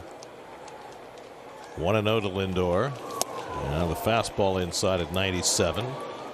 We mentioned it with Reyes. If you're patient with him, he'll walk people. He's walked 10 batters in 13 innings. Just doesn't give up much else. Lindor 2 strikeouts, a pop up and a ground ball tonight. And that misses badly, and now it's 3-0. When people get on base, he's almost impossible to hit. Look at that, 1 for 25 with runners on base.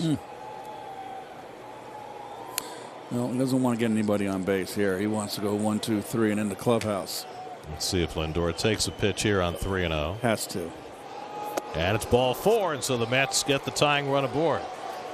So being patient with Reyes pays off for Lindor. He's on base for the first time tonight.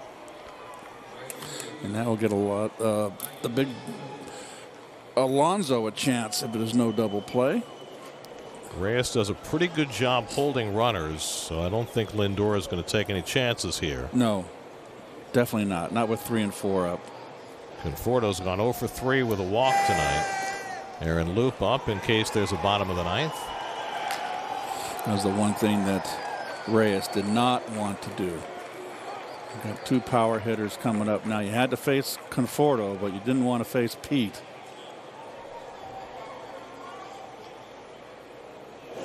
And Conforto takes the fastball inside, ball 1. Last time Michael batted in a big spot in the 9th inning, it was night before last in Philly. He hit a go-ahead home run. Game winner. And a close play. That's a nice move by Reyes. That was a quick move over to first base.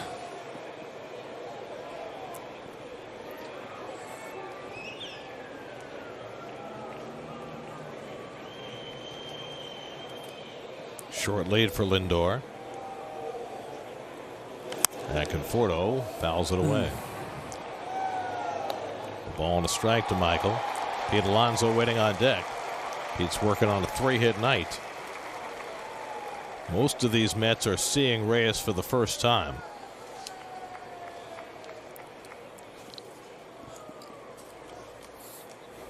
At least in regular season action.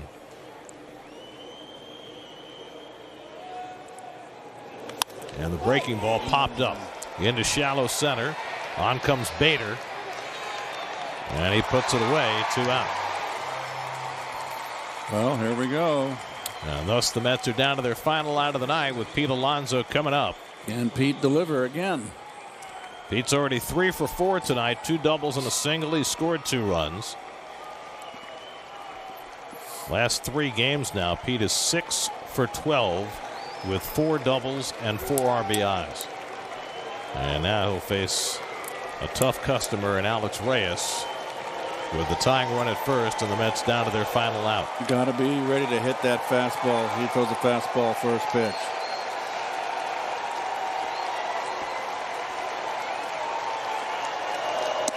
And Pete takes a call strike, 0-1.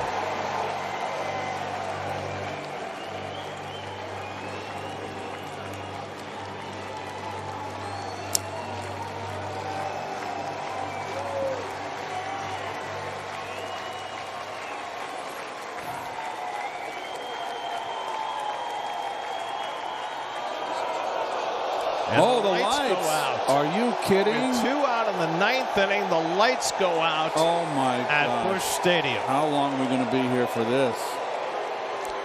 Wow. I'm not sure I've ever seen. There you go. And they go back on again. That's amazing that they got back on that quickly.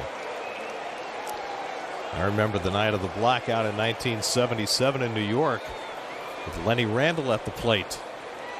And the lights went out, and they never came back on. Of course, we're at Citi Field in New York. Well, that was odd. I'll say. So, lights back on in a nonce. 0-1 to Alonso.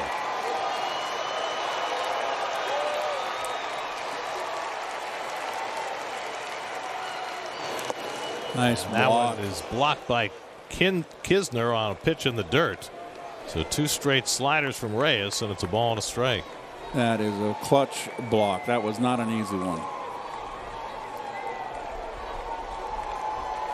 Miguel Castro has gotten up alongside Aaron Loop in the Mets bullpen.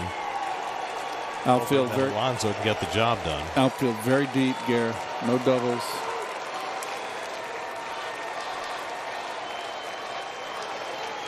One and one to Alonso. And Pete lays off that slider, and it's 2-1. Very good, Pete. He's not chasing pitches. Nope. It was really the downfall of a good portion of his season last year. Trying to stay in the strike zone now. Dom Smith would be next. Reyes has yet to allow a run this year, looking for his 8th save. And it's too high. They haven't thrown him a fastball yet. Amazing. And he's behind now, 3-1. So do you get another slider on 3-1? Or does he throw a fastball? We're going to find out. I would be going up the middle and adjusting to a breaking ball, but ready to hit a fastball too. Remember, Pete's got power to all fields. He's been driving the ball to right the last few days. 3-1 coming. And he missed ball 4. And now the Mets have the tying and go-ahead runs on base. And Dom Smith coming up. So 2 walks in the inning by Reyes, who's now walked 12 in 14 innings this year. That's been his Achilles heel. It has not cost him yet. Mike Maddox, the pitching coach, is going to go out to talk to Reyes before he takes on Dom Smith, with the Mets a base hit away from tying it and an extra base hit away from taking the lead. Dom has had a tough time with men on base thus far. Coming into the game, 3 for 24 with runners in scoring position. That's a 125 BA. A good time to break out of that. And that's gone down tonight. He struck out with a runner at second in the second inning. He grounded out to drive in a run in the third. That's a 2 for 7 with runners in scoring position tonight. And now operating here with no margin for error. Lindor the tying run at second. Alonso at first. They'll tilt the infield to the right, but they're not overshifting against Dom. DeYoung playing right behind Lindor. And Dom takes a first pitch curveball outside for ball 1. That is 5 straight breaking balls out of the strike zone. Right, he threw a first pitch slider for a strike to Alonso, and he's missed with 5 straight since. Fastball fouled away. 98 miles an hour from Reyes, a ball and a strike. He can brush it up there. He's a hard thrower. He's been hard to hit, that's for sure. Just 6 hits allowed in 14 innings this year.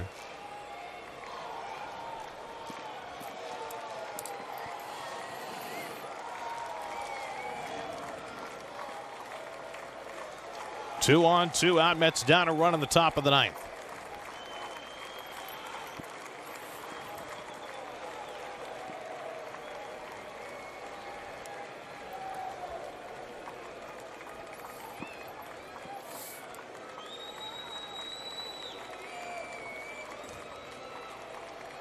One and 1 to Dom. And he takes a fastball low, 2-1. It's a fastball count here, too. Pilar in the on-deck circle. But you've got a pitcher that's got 11 walks in 13 innings. I don't think he wants the bases loaded.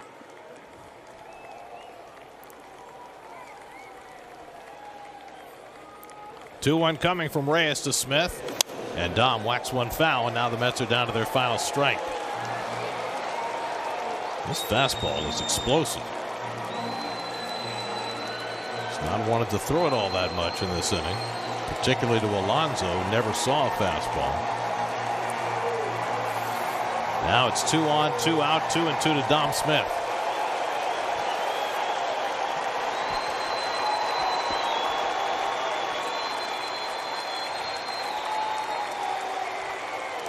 And Dom pops one up in foul ground.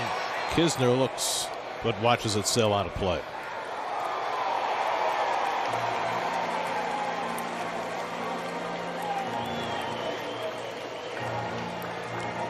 Cardinals have been waiting for a long time for Alex Reyes to be healthy and find his role on this team, and he has run with it. Let's try to spoil it here in the ninth.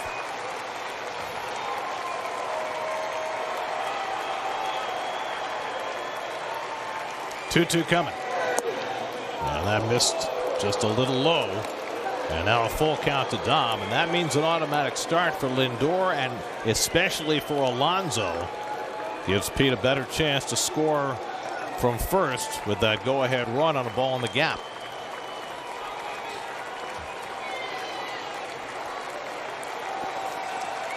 Three and two to Dom Smith. And he hits one in the air to left center field. It's playable for O'Neill. And the Cardinals hang on to win it. A game in which St. Louis took the lead against Joey Lucchesi in the third inning. The Mets bullpen was brilliant from there, but the Cardinal bullpen just as good. And Reyes gets his 8th save in 8 tries, and the Mets fall a run shy as St. Louis wins 6-5. Well, it's back to under 500, and they're back to second place for the Mets with the Philly win tonight. But everybody's so bunched together here on May 3rd. A lot of season left. Good game tonight. Good positive. Mets fought hard. Fell a run short. Mets got 5 1/3 scoreless innings out of the bullpen. As Adam Wainwright finally got some run support and got his first win of the year. Joey Lucchesi got ambushed in the third inning, and he takes the loss. Nolan Arenado and Harrison Bader with home runs for the Cardinals. Kevin Pillar going deep for the second straight night for the Mets. Cardinals win 6-5. New York Mets baseball on SNY is brought to you by Cadillac. Visit your tri-state Cadillac dealer and experience the ultimate in iconic luxury. By Mattress Firm, where you can save up to $300 on better sleep right now. By Hyundai. At Hyundai, the longer you look, the more there is to like. And right now, there's a lot to see at your Hyundai dealer. And by Geico, switch today and see all the ways you could save. Final score tonight, Cardinals 6, Mets 5. Game 2 of the series tomorrow night with Jacob deGrom on the mound. Our coverage begins at 7 o'clock. Mets and Cardinals right here on SNY. Now for Keith Hernandez, Steve Gelbs, and our entire SNY crew, I'm Gary Cohen. Time for WB Mason Post Game Live. Let's join Gary Apple and Todd Zeal in the studio. Guys?